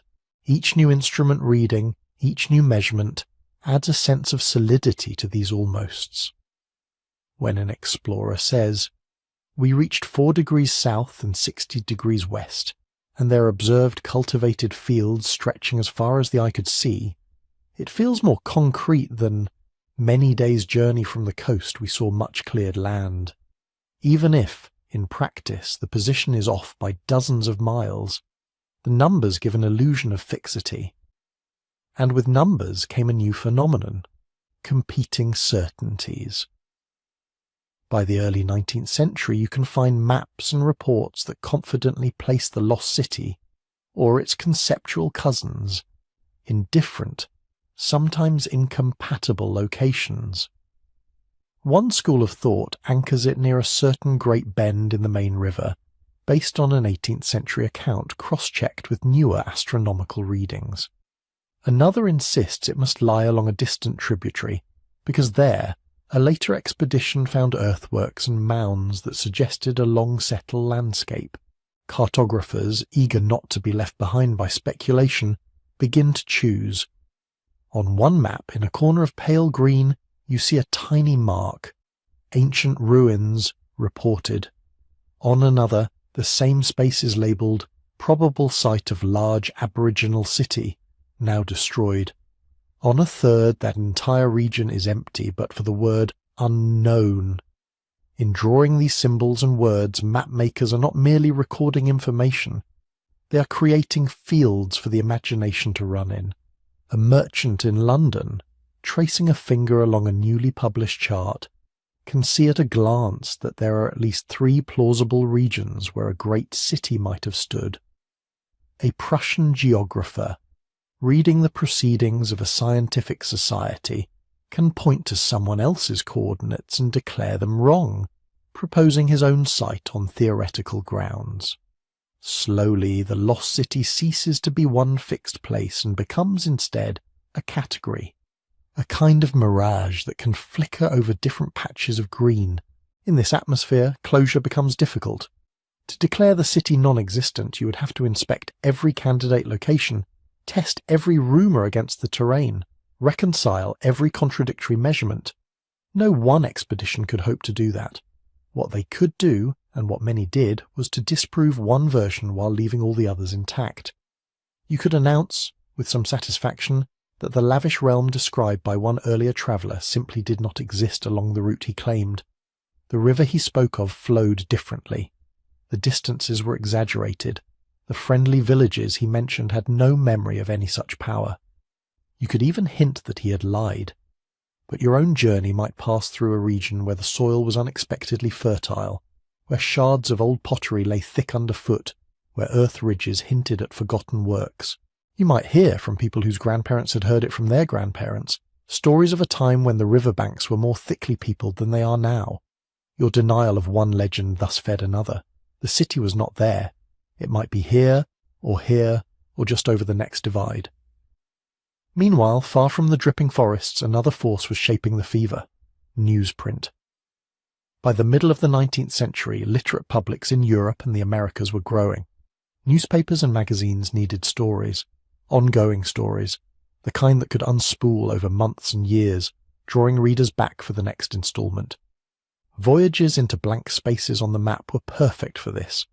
An expedition could be serialized. First, the announcement: distinguished naturalist to lead journey into unexplored regions, seeking the source of such and such river, with hopes of resolving the ancient question of a great inland city.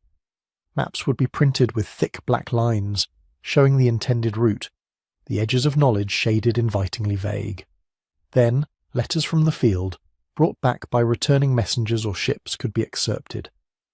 Our correspondent writes from the interior that the party has encountered many hardships, but has also heard from trustworthy natives of a vast settlement ahead.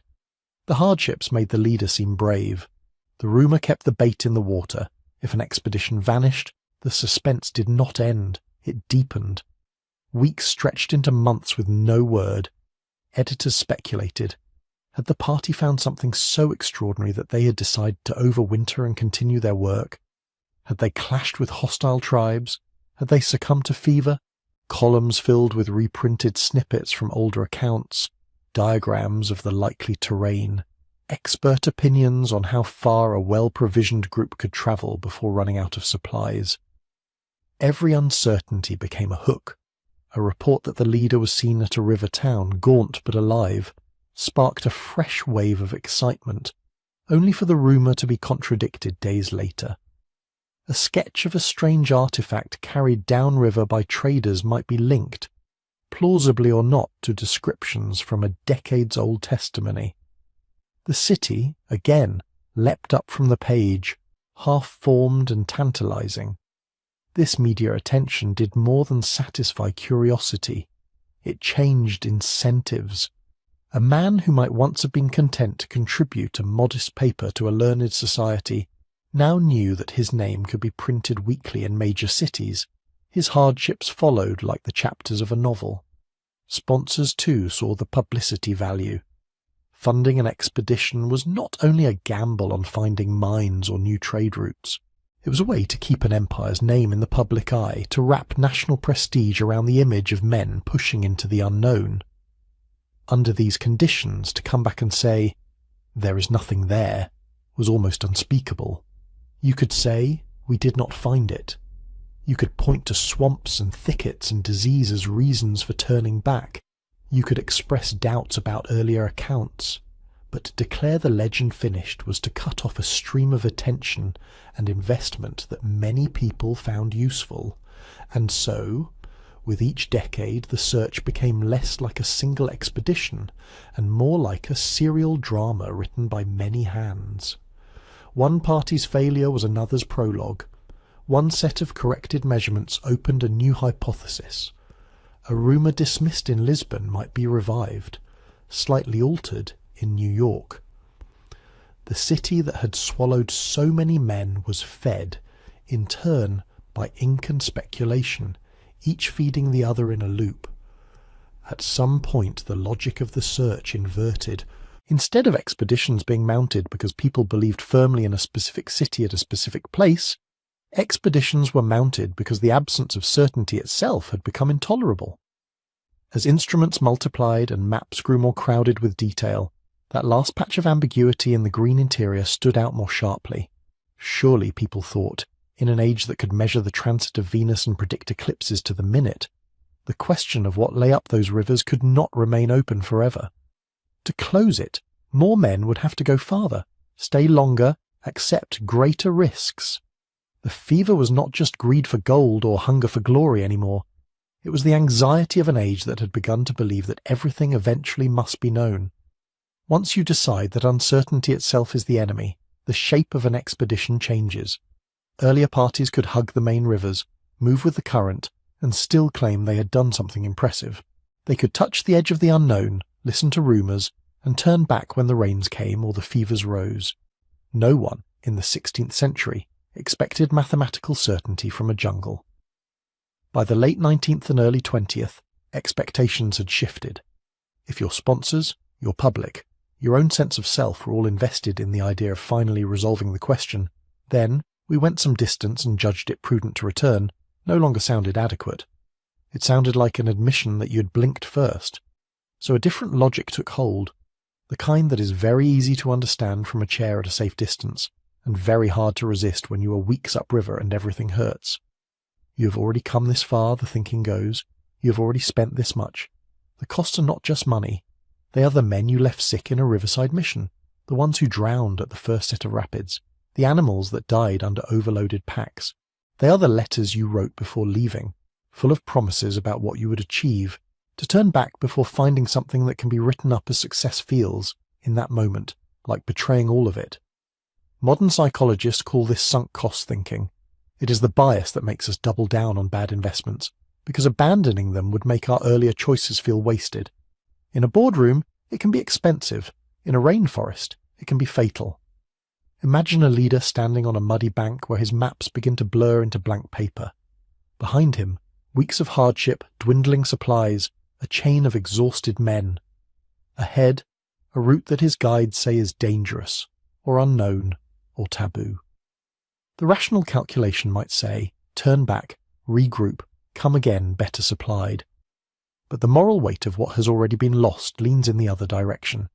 If we stop here, he thinks, then all of that was for nothing. So he pushes on. There is another force at work, entwined with sunk costs, early success. The first stages of many Amazonian journeys went surprisingly well. On the main trunks of the great rivers, travel could be, if not comfortable, at least manageable. The current did some of the work. Fish were plentiful. Settlements along the banks might offer food, information, even porters. A clever leader with gifts and flattery could turn strangers into allies, obtain guides who knew at least part of the way. This early stretch created confidence. You have navigated one maze of channels already, threaded your way past sandbanks and snags. You have negotiated with chiefs, patched up quarrels in your own camp, treated minor fevers with the little medicine you carry. Each problem solved becomes another piece of evidence that you are equal to this place. Success is seductive. It suggests that more success will follow by the same methods. So when the river narrows and the settlements thin, when the first trusted guide says, "Beyond this I do not go," it is easy to believe that these are just new problems of the same type. If charm and firmness got you this far, perhaps just a bit more charm and a bit more firmness will carry you onward. Leaders began to discount local warnings as overcaution, or superstition, or reluctance to share valuable knowledge. After all, they told themselves, had not earlier guides insisted that some rapid could not be passed, some swamp could not be crossed, and had they not proved them wrong? Each time reality bends a little for you, it becomes harder to imagine a point at which it will refuse. Inside the expedition, meanwhile, the strain accumulates. On paper, a leader is absolute. In practice, a long journey into uninhabited regions is one of the best laboratories for the failure of human discipline. Supplies run low, and rationing begins. Perhaps you had calculated that the distance to the presumed objective was 3 weeks' march. 6 weeks in, you are still walking. The daily portion of food, already meagre, is cut again.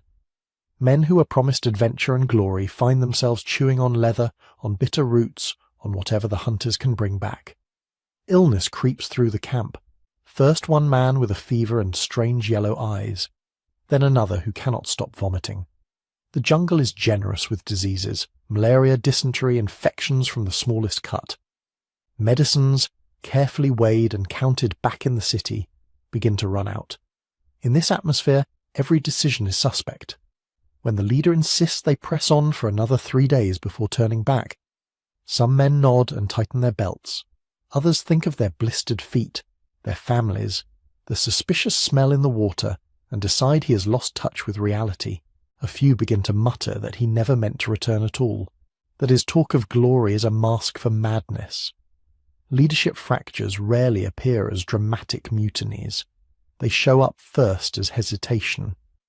A man who once leapt to obey an order now moves a little slower.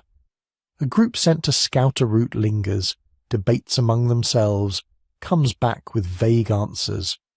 Porters slip away at night to follow their own paths home. Local allies, seeing tension in the ranks, decide that this struggling column is no longer a safe bet and drift back toward their own villages. The leader, watching his grip loosen, may respond by softening, compromising, listening. In that case, the expedition sometimes bends with the pressure of reality and returns alive. Or he may harden. The more the world seems to resist his plan, the more he clings to it. Dissent becomes treachery. Suggestions are heard as challenges. Those who voice doubts are punished, or at least shamed, until even valid criticisms go underground. This is another kind of sunk cost, emotional. To admit that the plan needs to change is to admit that the earlier self, the man who stood up in lecture halls and drawing rooms and said, "Follow me, I know the way," was wrong. Many could not bear that. Common failure points appear again and again in the accounts that come back, or in the gaps where accounts ought to have been. Rations, of course. The jungle looks lush, but much of that green is inedible. Hunting can be good near rivers and clearings, but in dense forest the animals hear you long before you see them. A party that expected to supplement its stores easily can find, too late, that the landscape is stingier than they imagined. Illness. A single sick man can slow the whole column. 2 or 3, and hard choices arise. Leave them in a village that may or may not exist, or delay the march and consume more food. Some leaders pressed on, promising to collect the weak on the way back. Some never did. Distances misjudged. A map drawn from rumour and guesswork marks a plateau, or upland, perhaps 100 miles in. The reality is a labyrinth of ridges and ravines that doubles or triples the effort. Each ridge climbed reveals not a promised vista, but another fold of forested hills stretching away indifferent. Again and again, the problem is not that people lacked courage. It is that they misjudged how courage and planning needed to interact in that environment. The jungle had its own rules. It punished rigidity. A fixed schedule. We will reach this point by this date, then turn north. Made sense in a temperate field campaign where roads and villages could be relied upon. In a rainforest, a single week of heavy rain could swell a modest stream into an impassable barrier, obliterate trails, bring down trees across every path. A plan that could not flex became a trap. It punished arrogance. Assuming that one could always find food from the country, that local people would always be willing to guide or trade, that maps made from afar must be right. These were the assumptions that turned setbacks into disasters. What the forest rewarded quietly and without fanfare was something else: flexibility. Leaders who listened to their guides when they said a certain valley was bad country, who altered their routes to follow animal tracks instead of straight lines, who turned back when the season shifted, were less likely to vanish. Parties that allowed themselves to be taught which plants could be eaten, how to read the water, when to rest instead of forcing the march, left fewer bones along the trails, willingness to abandon the script. Some of the most successful inland travellers were those who arrived with grand designs and, confronted with reality, let those designs go. The lost city might be the official purpose of the mission, the word that unlocked funding and attention, but when faced with impassable swamps or inhospitable uplands, a few quietly chose other goals: mapping a tributary, cataloguing a region's plants, establishing friendly ties with a powerful village. They survived by allowing the myth to recede. Many could not. For them, each setback only proved how close the city must be. Why else, they thought, would the forest fight so hard? Each hardship became a sign that they were on the right track. To turn back just then felt like turning away at the doors of a treasure room, so they went deeper, away from help, away from the routes that could bring them home. There is a moment in many of these stories past which the narrative phrase, "Letters stop arriving." The last reliable sighting is at some river junction or mission station. Later, someone finds an abandoned camp, scraps of equipment, a rusting instrument, a few undecipherable notes in a mildewed journal. Beyond that point we can only guess. We can say that their logic from the inside probably felt pure. They were finishing what they had begun. They were being true to their promises, to their sponsors, to their own image of themselves. From the outside, with a map and hindsight, we can see that they had passed the invisible line where going farther no longer increased their chances of success, only their chances of disappearing. One man, more than any other, would come to embody this pattern: the early triumphs, the growing certainty, the strained authority, and the final step into a green silence that never fully gave him back. His name was Percy Fawcett, and the city he believed in had acquired a new letter, Z. Percy Fawcett did not begin as a dreamer. He began as a man who could make lines on paper match the curves of the earth. Born in 1867, educated in the Royal Military Academy at Woolwich, he trained as an artillery officer, the sort of profession that teaches you to care very much about exact distances and angles. Later, he joined the Royal Geographical Society's courses in surveying. That institution was, in many ways, a factory for turning ambitious men into instruments of empire. It taught them to carry a theodolite as if it were a weapon, to look at rivers and ridges and see not just scenery but potential borders.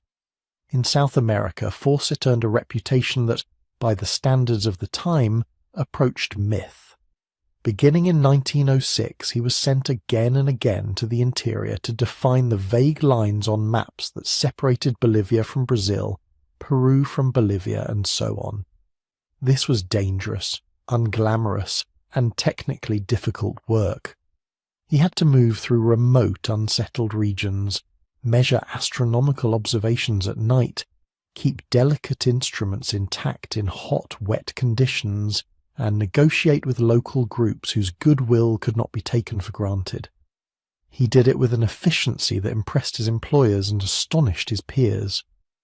Where other parties ran over budget and over schedule, Fawcett finished early. Where others came back with excuses and rough sketches, he produced clear, precise surveys.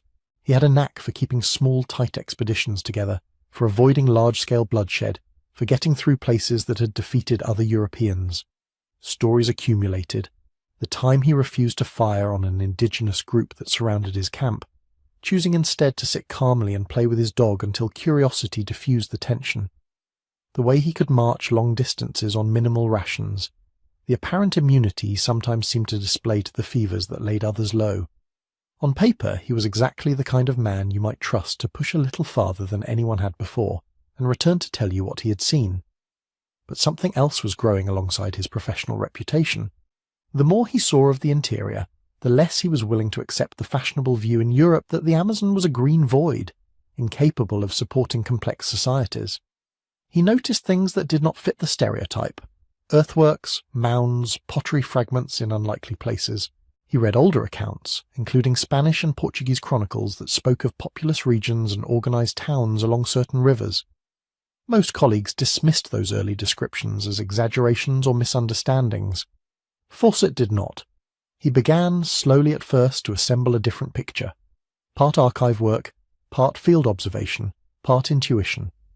He pored over a document sometimes called Manuscript 512, a curious text allegedly written by a Portuguese explorer in the 18th century, describing a ruined city in the Brazilian interior: stone arches, inscriptions, streets. He studied reports of terra preta, the dark, fertile soils that indicated long-term human modification of the forest. He collected indigenous traditions of ancestral places far from the known routes. Out of these fragments, he built an idea he called simply Z. To him, it was not quite the golden city of earlier myths, not El Dorado shimmering with obvious wealth. It was an older, subtler thing, evidence of an advanced pre-Columbian civilization hidden in the high forests or uplands, a place whose discovery would overturn arrogant European assumptions about primitiveness in the tropics. That was the hook for him personally. Fawcett, by temperament, disliked armchair authorities. He believed in things he had touched, measured, walked over. The vision of Z allowed him to imagine one final, conclusive expedition that would prove, with the same precision he had once applied to borderlines, that the forest had harboured something grand. But Z was not just his private fixation. It arrived at a moment when the public wanted exactly that kind of story. The early 20th century in Britain was an era of uneasy transition. The great age of exploration, in which new continents appeared on European maps, was over. The poles had been claimed. The outlines of land masses were well known, yet the hunger for tales of danger and heroism had not diminished. Newspapers and lecture halls needed new frontiers. The Amazon to urban readers still looked like a blank. Here was a canvas onto which all sorts of fantasies could be projected: lost cities, unknown tribes, relics of vanished ages. Fawcett, with his mixture of hard-earned experience and romantic conviction, was perfectly positioned to supply those fantasies in a way that felt tantalizingly like fact. He lectured, he wrote articles, he hinted more than he asserted. He spoke of Z as probable, not guaranteed, which paradoxically made it feel more real. He described his clues just clearly enough to be plausible, but vaguely enough that the city remained hidden in a haze of possibility. Sponsors were intrigued. So were readers. So were would-be companions. By the time he planned what would be his last major expedition, in 1925, he was not just a surveyor. He was a minor celebrity, the protagonist of his own unfolding legend. The 1925 journey was meant to be lean and efficient, almost austere. He had seen larger expeditions collapse under their own weight, bogged down by animals, supplies, and the logistics of feeding many mouths. This time he chose a tiny party: himself, his 21-year-old son Jack, Jack's friend Raleigh Rimmel, and a handful of Brazilian porters to get them to the real jumping-off point. Their objective region lay in the Mato Grosso, a vast interior plateau west of the town of Cuiabá, in an area along the upper reaches of the Xingu and its tributaries. Fawcett believed, based on his synthesis of documents and conversations, that somewhere beyond the known routes lay the remains of Z. We have their letters from the early stages, from Rio de Janeiro, from São Paulo, from Cuiabá. Fawcett wrote to his wife Nina, and to supporters in England. The tone is confident. Supplies are procured, mules arranged, local authorities placated. In Cuiabá they pause to prepare for the real difficulty ahead. Fawcett sends back instructions that, if the expedition does not return by a certain broad window, no large search parties should be launched. He fears not only for his own safety, but for the lives of those who might try to rescue him in numbers too great to move lightly. Then they leave the last substantial town behind. From that point, the record becomes thinner, but there are still traces. At a place later known as Dead Horse Camp, named for an earlier misfortune of his, Fawcett sends what will be his final known letter, dated late May 1925. In it he notes that the party is in good health, that they are about to enter what he calls unexplored country, and that he expects progress to be slow. He sounds tired but determined. There is no sense of imminent crisis. Local people remember seeing the small column move on from that camp, deeper into the forest and uplands. A few reported the direction of travel. Then, nothing. No more letters, no confirmed sightings, no scraps of equipment that can be securely assigned to them. What happened beyond that point has occupied imaginations for almost a century. The basic possibilities are simple enough. In practice, each branches into a tangle of stories. One possibility is accident. A swollen river during rain could have swept them away. A fall from a cliff, a misstep on a rotten log over a ravine, a canoe overturned in rapids. These are the quiet ways in which the forest ends lives without leaving much trace. In a small party without a large support train, the loss of 1 or 2 men at a critical moment could make further survival nearly impossible. Another is disease. Even an experienced traveller could misjudge his vulnerability. A bout of malaria, a parasitic infection, dysentery from bad water, an infected wound. Anyone could incapacitate a person already worn down by weeks of marching and rationing. A small group nursing one another, with no nearby settlements to fall back on, might simply have succumbed in some patch of forest now indistinguishable from any other. A third is conflict. Rumours began almost immediately after Fawcett's disappearance that he and his companions had been killed by an indigenous group. Over the years, various stories surfaced, that they had been attacked for trespassing in a forbidden area, that a trade gone wrong had escalated, that a perceived insult had turned deadly. Some of these tales pointed to the Kalapalo, a group living in the upper Xingu region. Decades later, anthropologists collected accounts from Kalapalo elders that described 3 white men passing through, ignoring warnings not to continue toward a dangerous area, and later being killed, either by the Kalapalo themselves, angered at the disregard, or by another group farther ahead. Details vary, and time blurs memories, but many researchers today consider some version of this conflict scenario plausible. There is a final, more speculative possibility that captivated certain minds: voluntary disappearance. Fawcett had occasionally expressed disillusionment with aspects of Western society. He entertained, at least in letters, the ideal of a simpler, purer life. He was also, in his later years, drawn to various esoteric and spiritualist ideas, imagining higher planes of existence and hidden masters. This led some to suggest that he might have chosen, if he found a welcoming community, to remain in the forest, living out his days far from the world that had sent him. There is little solid evidence for this. No confirmed reports of a grey-haired Englishman raising a family in some secluded village ever emerged, but the idea refused to die because it aligned with a particular romantic fantasy. The explorer who steps off the map and never comes back, not because he failed, but because he found something better than the people at home could understand. Each explanation says as much about the storyteller as it does about Fawcett. Pragmatic minds favour disease or accident. Those focused on the long, often violent history of contact in the Amazon emphasise conflict. Those attracted to myth prefer the image of the chosen exile. What is certain is simpler.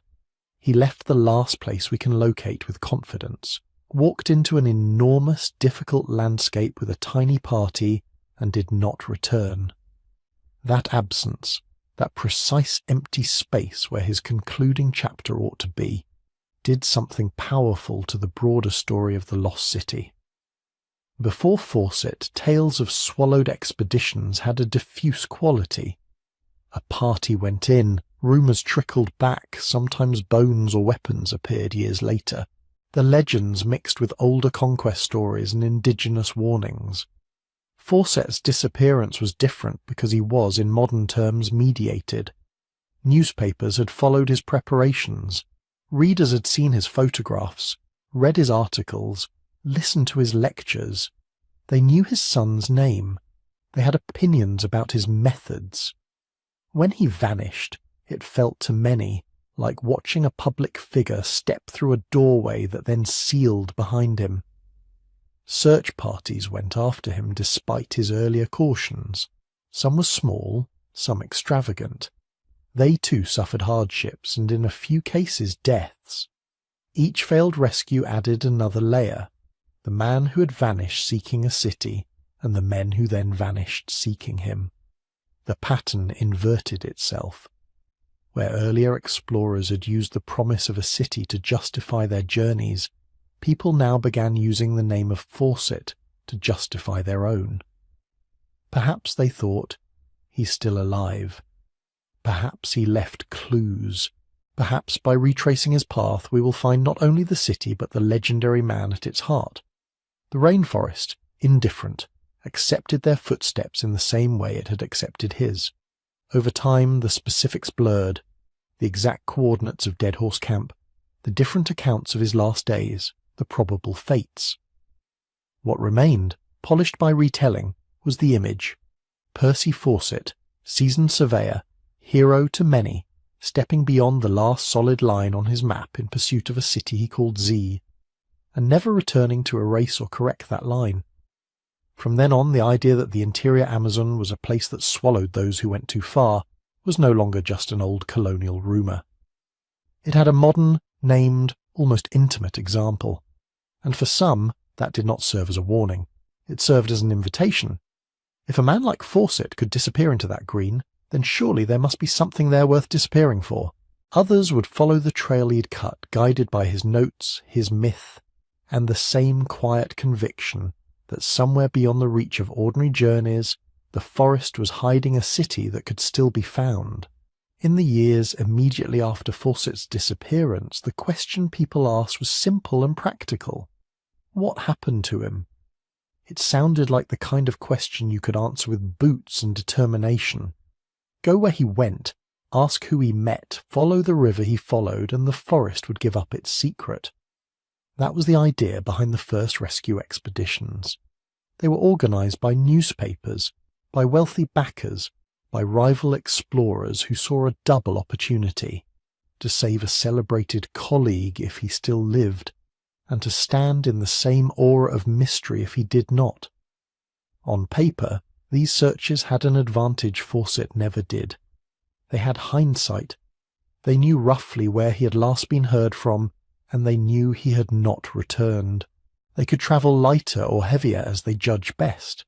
They could recruit people who had known him, or who had scouted parts of the region. Some carried copies of his correspondence, little annotated maps showing the likely line from Dead Horse Camp into the uplands. They were framed as moral missions. A friend must not be abandoned. A compatriot must be brought home. A famous name must not be left to rot unknown in some nameless clearing. But the Amazon did not care about moral framing. It cared about logistics. And here the rescue efforts ran into a paradox. To look for a small, vanished party in a vast, difficult landscape, you're tempted to be bigger than they were. More men, more supplies, more firepower in case of trouble. You want doctors, interpreters, guides. You want redundancy in case anyone gets sick or dies. You want backup boats, extra animals, a reserve of food for a search that might last months. All of that weight makes you slower. Fawcett's last journey had been planned as a kind of needle. Narrow, swift, able to thread through territories where larger, more obvious expeditions would bog down. The rescue parties that followed were inevitably more like clubs, stronger in some respects, much more vulnerable in others. They drew attention.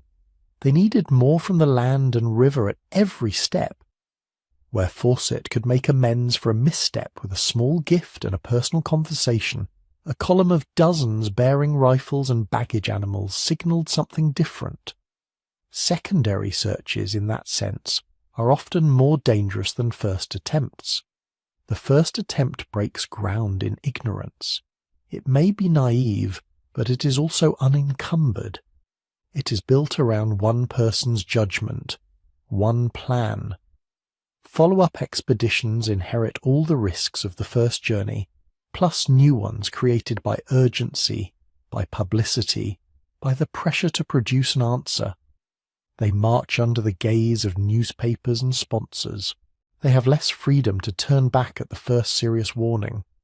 Doing so feels like failing not only yourself, but a missing man whose story you're supposed to complete.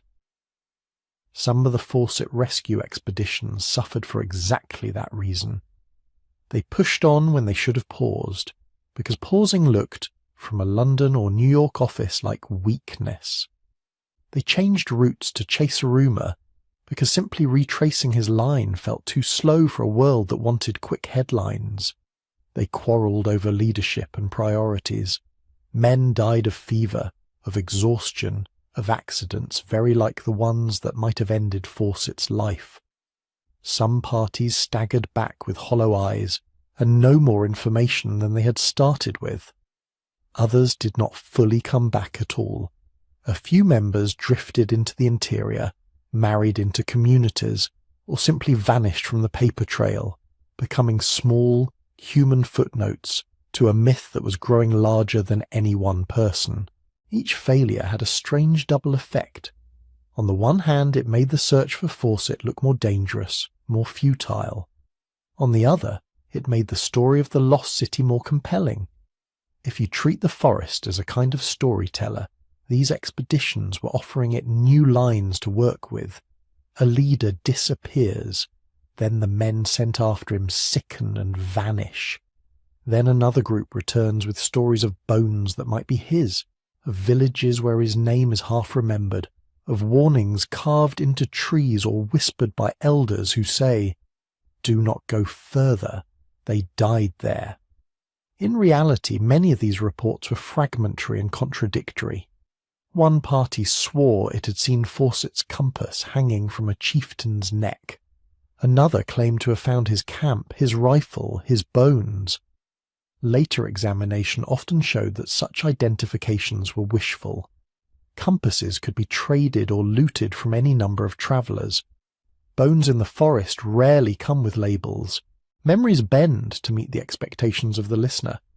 If you arrive in a village asking anxiously about a tall, moustached foreigner who vanished years ago, it is easy for people to recall a somewhat similar man who passed through once, or to tell you what they think you need to hear in order to move on. Yet even partial, dubious testimonies had weight. They were repeated in newspapers and books, stripped of their hesitations. Each new rumour became another thread that could be woven into the growing tapestry of Fawcett's legend. Somewhere he had died bravely or foolishly or peacefully among friends. Somewhere his last camp still lingered like a ghost in the trees. Somewhere, maybe, he had found Z and chosen never to return. The specifics changed from teller to teller. The shared core did not. The idea that the interior hid both a man and a city, and that they had in some way merged into the same mystery. As decades passed, a different kind of seeker began to follow Fawcett's route, not in order to rescue him, which by then was clearly impossible, but to rescue the truth from under the pile of stories.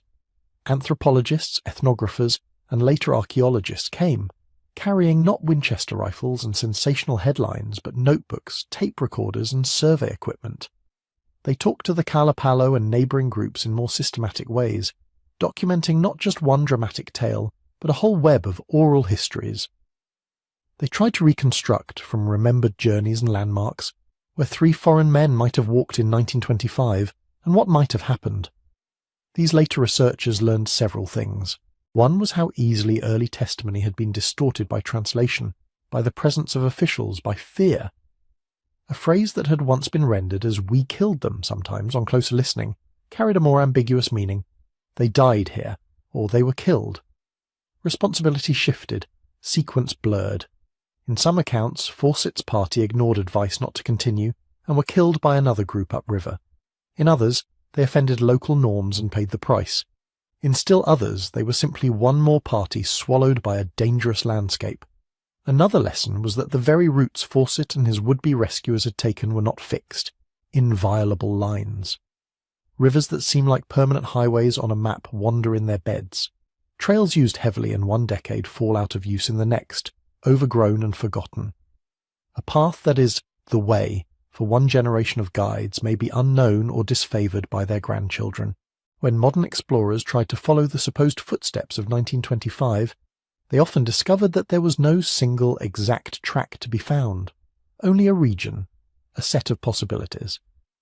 And with that realization, the focus of the story began to shift.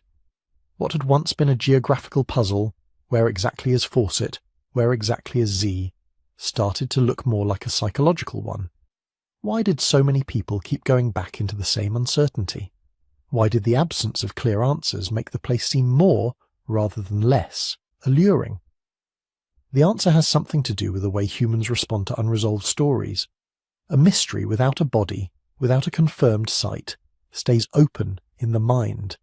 It invites projection. Fawcett's disappearance became a mirror for different kinds of longing, for adventure, for escape, for vindication.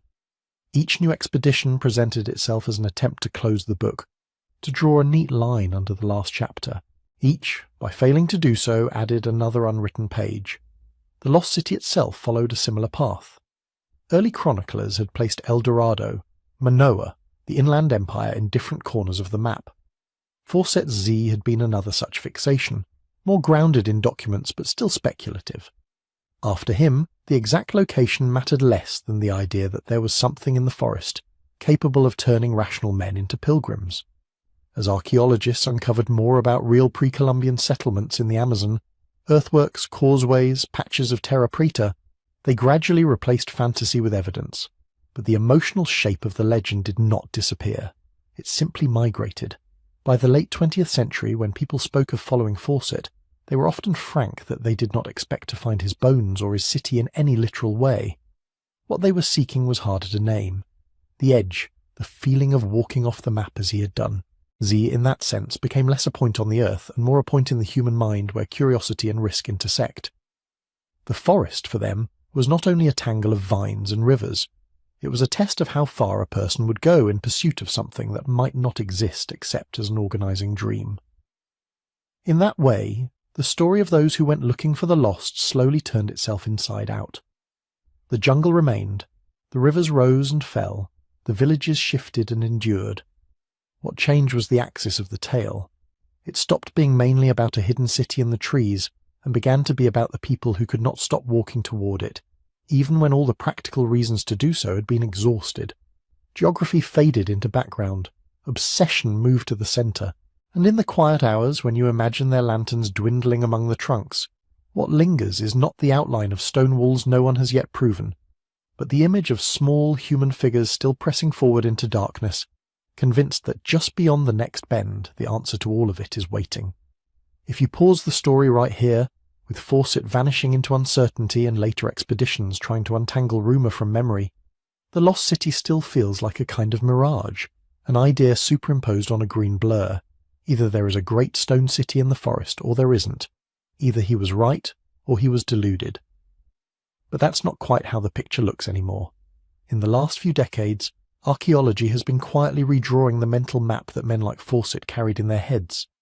The forest that once appeared to outsiders as a pure wilderness, untouched and untouchable, has begun to look more like something else, a palimpsest, a surface written on, erased, and written over again so many times that you only see the earlier texts if you know exactly how to look.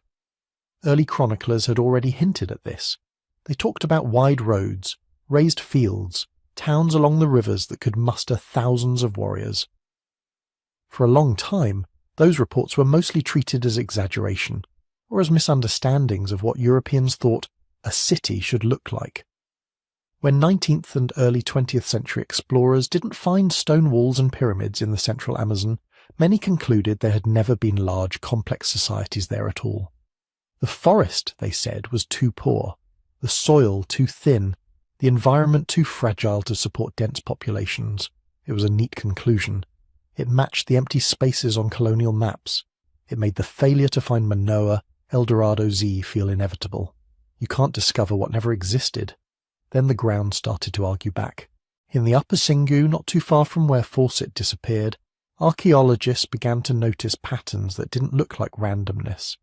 Shallow ditches forming circles and rectangles, low earthen embankments, patches of forest with an odd abundance of certain useful trees, fruit, nut and timber species, clustered together in ways that didn't make ecological sense if they'd simply grown there by chance.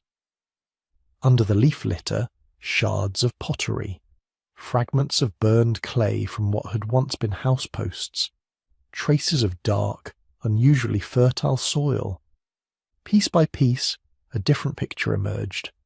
The central and southern Amazon, far from being an unpeopled jungle, had once been home to networks of large villages and towns. Not one single capital gleaming in stone, but clusters of settlements linked by roads and waterways, stitched together by trade, alliance, and ritual. In some regions, these took the form of what we now call geoglyphs, vast earthworks carved into the ground, circles, squares, interlocking shapes, some hundreds of meters across. Viewed from above, they look like gigantic symbols cut through the forest. On the ground, especially after centuries of regrowth, they could easily be missed as just another set of undulations in the red earth. In other areas, especially around the upper Singu, researchers found evidence of planned towns. Not simply a scattering of houses, but ring-shaped villages with central plazas, arranged along straight roads connecting them to neighbouring settlements. Defensive ditches encircled some of these places. Beyond them, there were causeways, bridges, and miles of what appear to be artificially raised fields and managed wetlands. This is not the footprint of a few small bands of foragers drifting through a pristine forest. It is the infrastructure of landscape-scale planning. One of the most striking clues lies in the soil itself. Much of the Amazon basin is covered by highly leached, nutrient-poor earth. Yet scattered throughout are patches of something very different. Terra preta, literally dark earth. These black carbon-rich soils are full of pottery fragments, animal bones, and microscopic charcoal. They hold nutrients far better than the surrounding dirt. They seem to regenerate over time. The simplest explanation is also the most revolutionary. These soils are human-made, the cumulative result of people carefully managing waste, ash, organic matter, and perhaps even intentionally composting their living spaces over centuries. Terra preta is not an accident. It is a technology, a way of turning an apparently hostile environment into one that can support gardens, orchards, and dense communities for generation after generation. Now pair that with the tree patterns. In many parts of the basin, the forest is not a random mix of species, but is skewed toward plants that are useful to people. Brazil nuts, cacao, certain palms, arranged in invisible orchards that radiate out from old settlement sites. What looks like wild jungle may actually be a kind of abandoned food system, still quietly feeding animals and people centuries after its planners fell ill, were displaced, or died.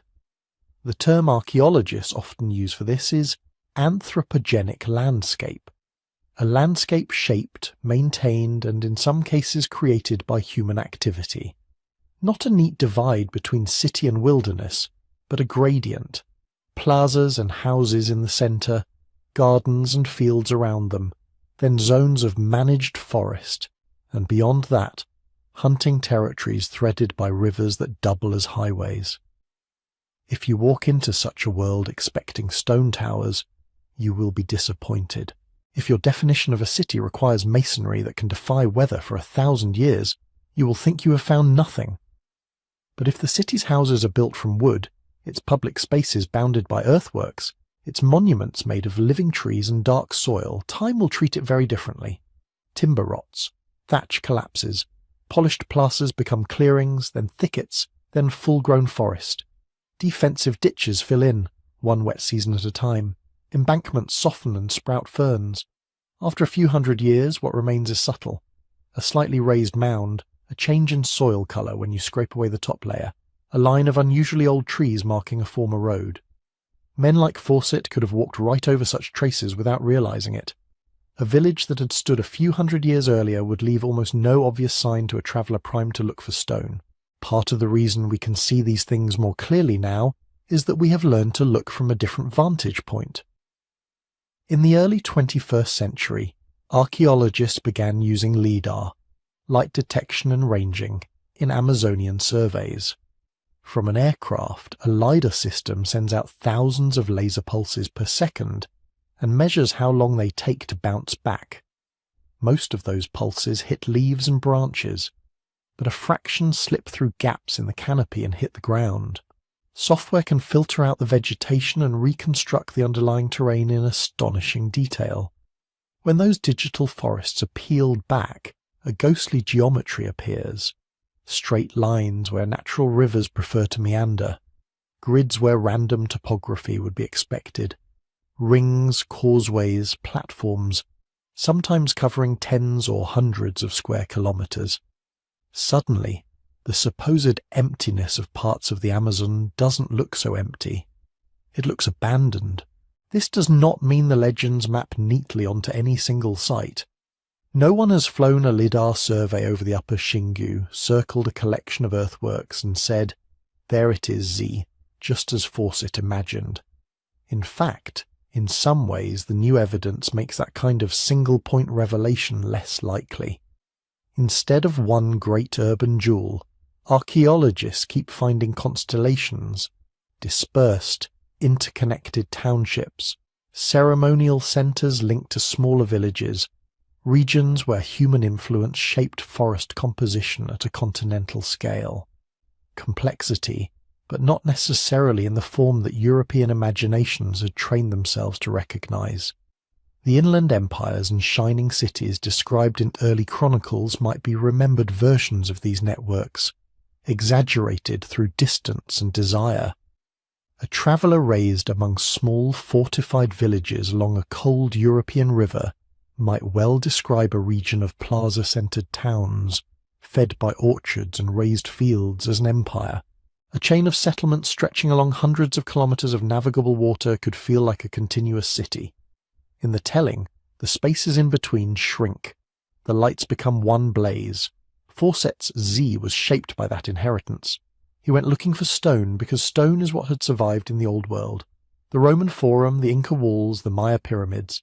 He read his 17th century sources through a 19th century lens and pictured a compact metropolis, secreted away behind some last line of hills. What archaeology now suggests is more diffuse and, in its own way, more impressive. There almost certainly were large, sedentary, socially complex societies in and around the regions he traversed. They engineered the land, built earthworks, enriched the soil, planted living architectures of useful trees. They rose, flourished, and in many cases collapsed or transformed under the combined pressures of climate shifts, internal dynamics, and later, disease and violence brought from outside.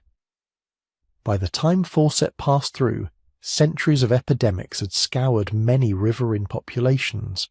Villages had moved, merged, or dwindled. Knowledge had been lost. What remained were fragments.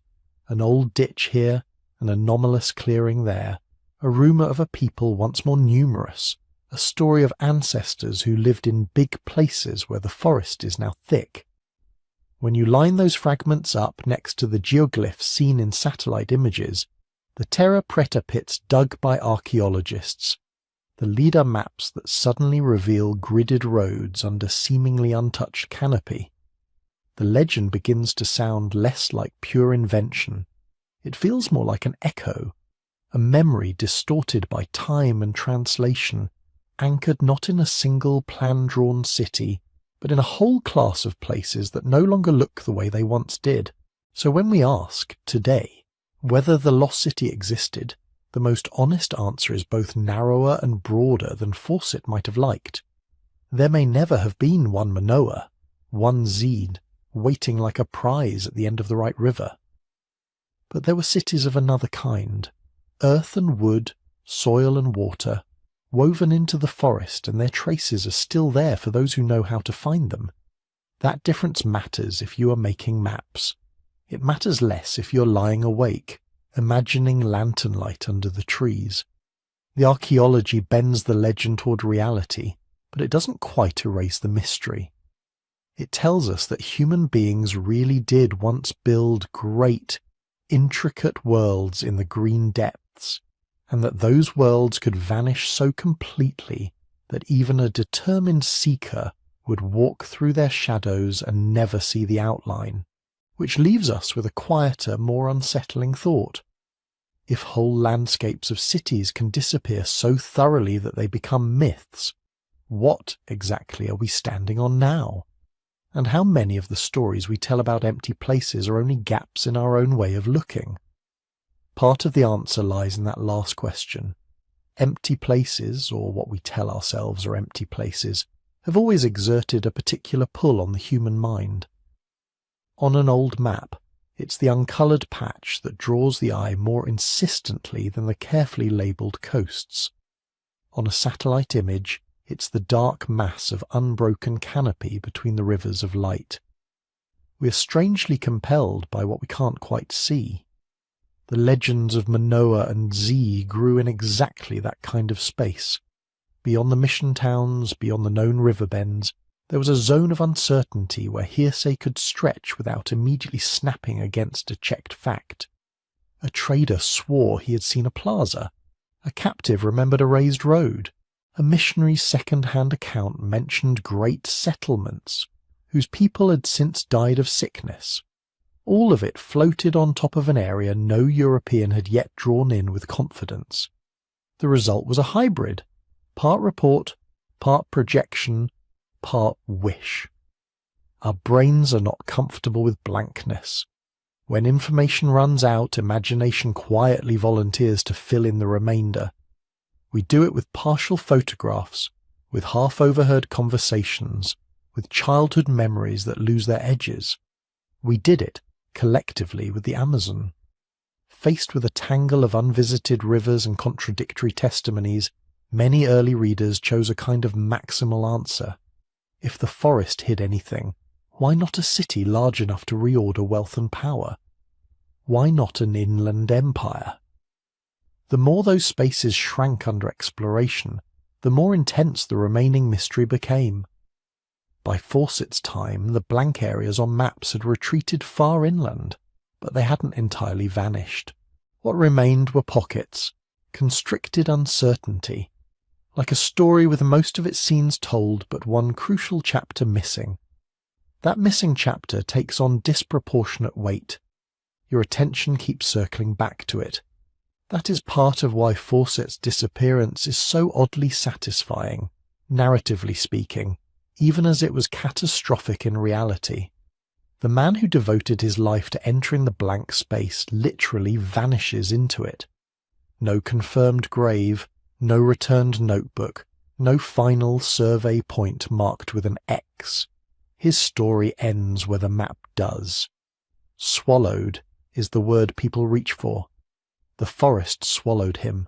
The river swallowed the expedition.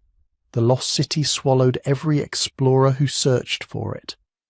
It's an image, but beneath the metaphor there is a very literal truth about how quickly tropical nature can erase the sharp lines we try to draw on it. In many temperate landscapes, ruins linger as skeletons. Stone walls stand half-tumbled for centuries. Roads remain as clear ridges. You can walk past a medieval village site in a European field and still see the outlines of house platforms long after the last thatch turned to dust. In the Amazon, the timescales compress. Wood succumbs to insect and fungi. Thatch collapses under the weight of a single wet season. What fire doesn't take, humidity softens, digests, folds back into soil. A trail hacked with great effort can vanish into regrowth in a matter of weeks. A clearing becomes saplings in a season. Young forest in a decade, canopy in what, by archaeological standards, amounts to a blink. For the people living there, this impermanence is simply how the world works. Houses are rebuilt, gardens are shifted, paths straighten around new obstacles. Continuity lives in stories, in kinship, in knowledge of which tree was planted by which grandparent, rather than in unchanging stone. To someone coming from a world where old things stay visibly old, that rapid softening reads differently. It feels active. It feels like the forest is not just allowing structures to decay, but actively repossessing them, covering the traces, taking back the space.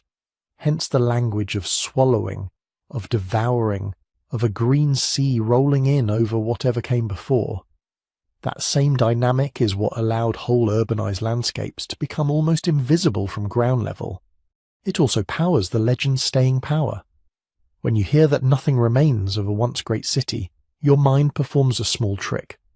Nothing visible is converted into something hidden. Absence becomes concealment.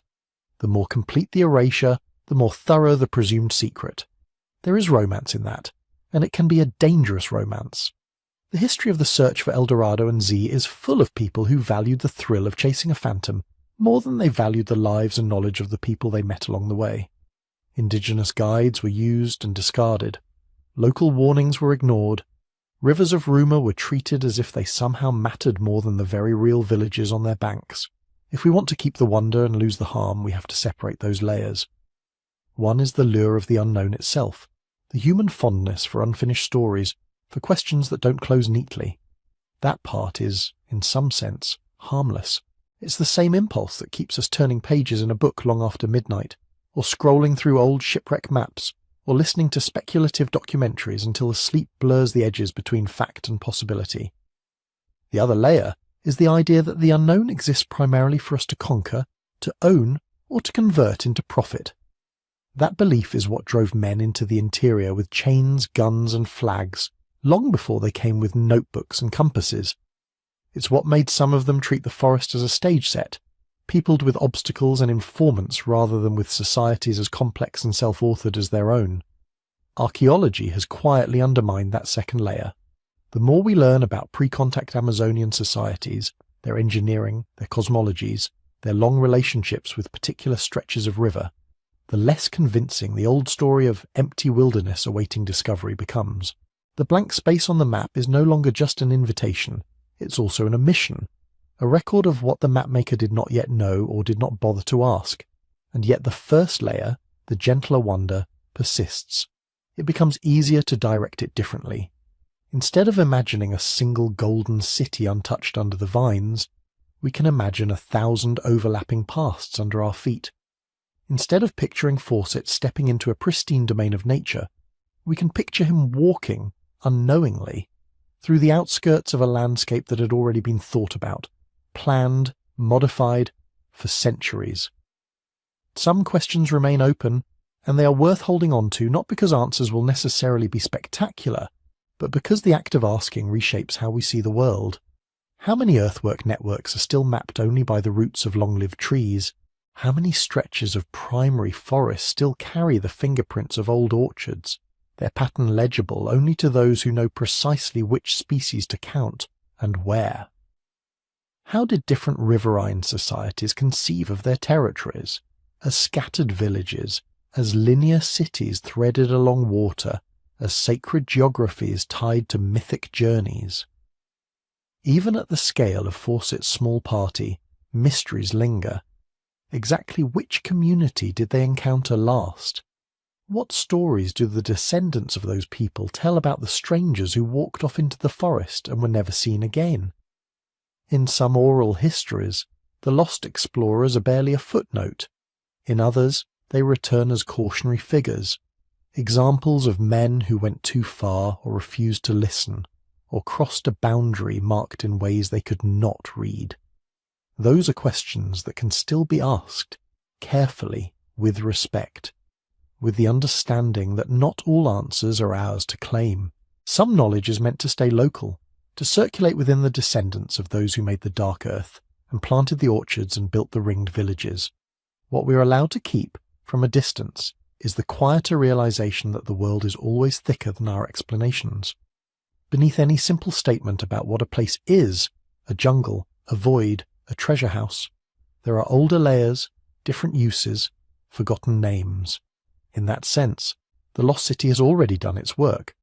Whether or not there ever was a single Manoa that matched the most extravagant chronicles, the idea of such a place forced generations of outsiders to confront the possibility that the green expanse they saw as empty might in fact be full of histories as intricate as any marble capital, full of choices about how to live with water, soil, and time. As you lie here, following this story towards sleep, the idea can settle into something softer. You don't need to decide tonight exactly how many plazas lay along that river, or whether Fawcett's Z corresponded to any one cluster of earthworks.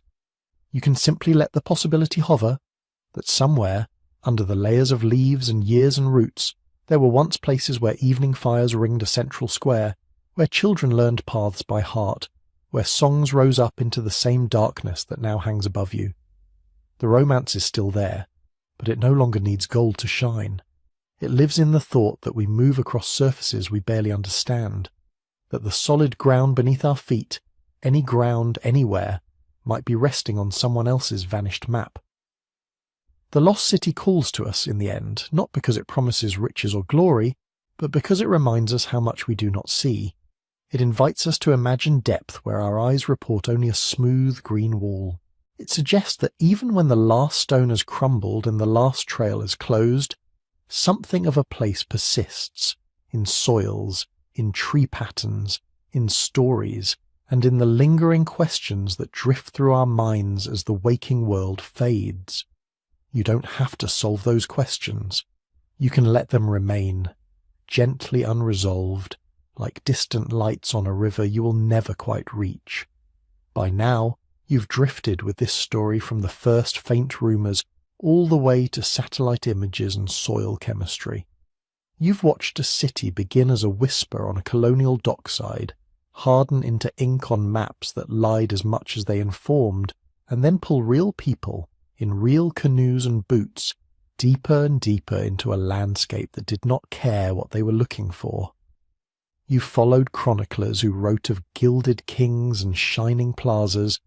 You've seen those words picked up by cartographers who, faced with a blank interior, chose to draw certainty where there was only suggestion.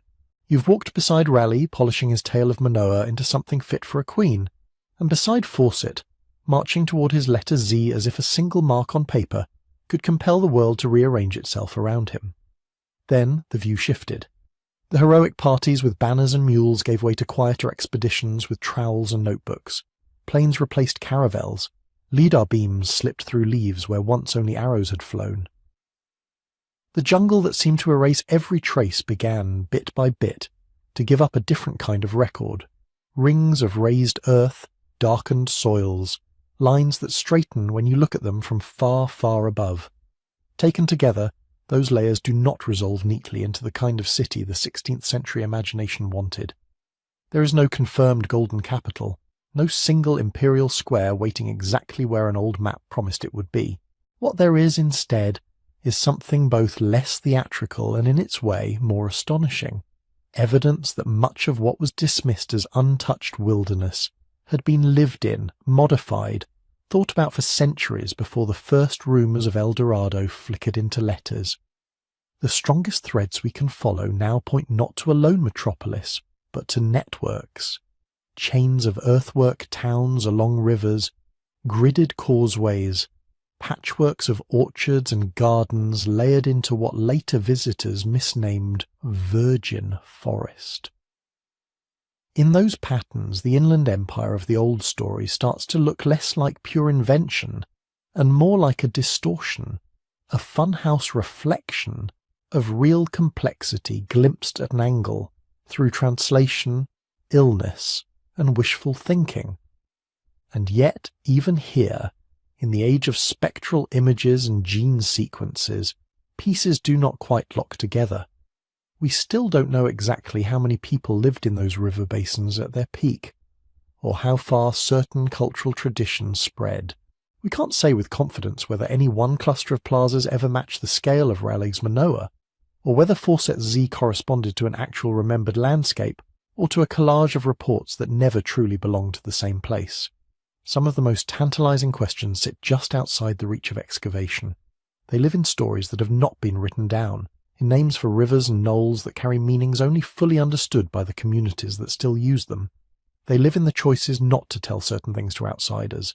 That too is part of the mystery, and it deserves to be left intact. So at the end of this long, slow curve through rumour and river and return, you're allowed to do something simple. Stop. Let the lost city remain slightly out of focus.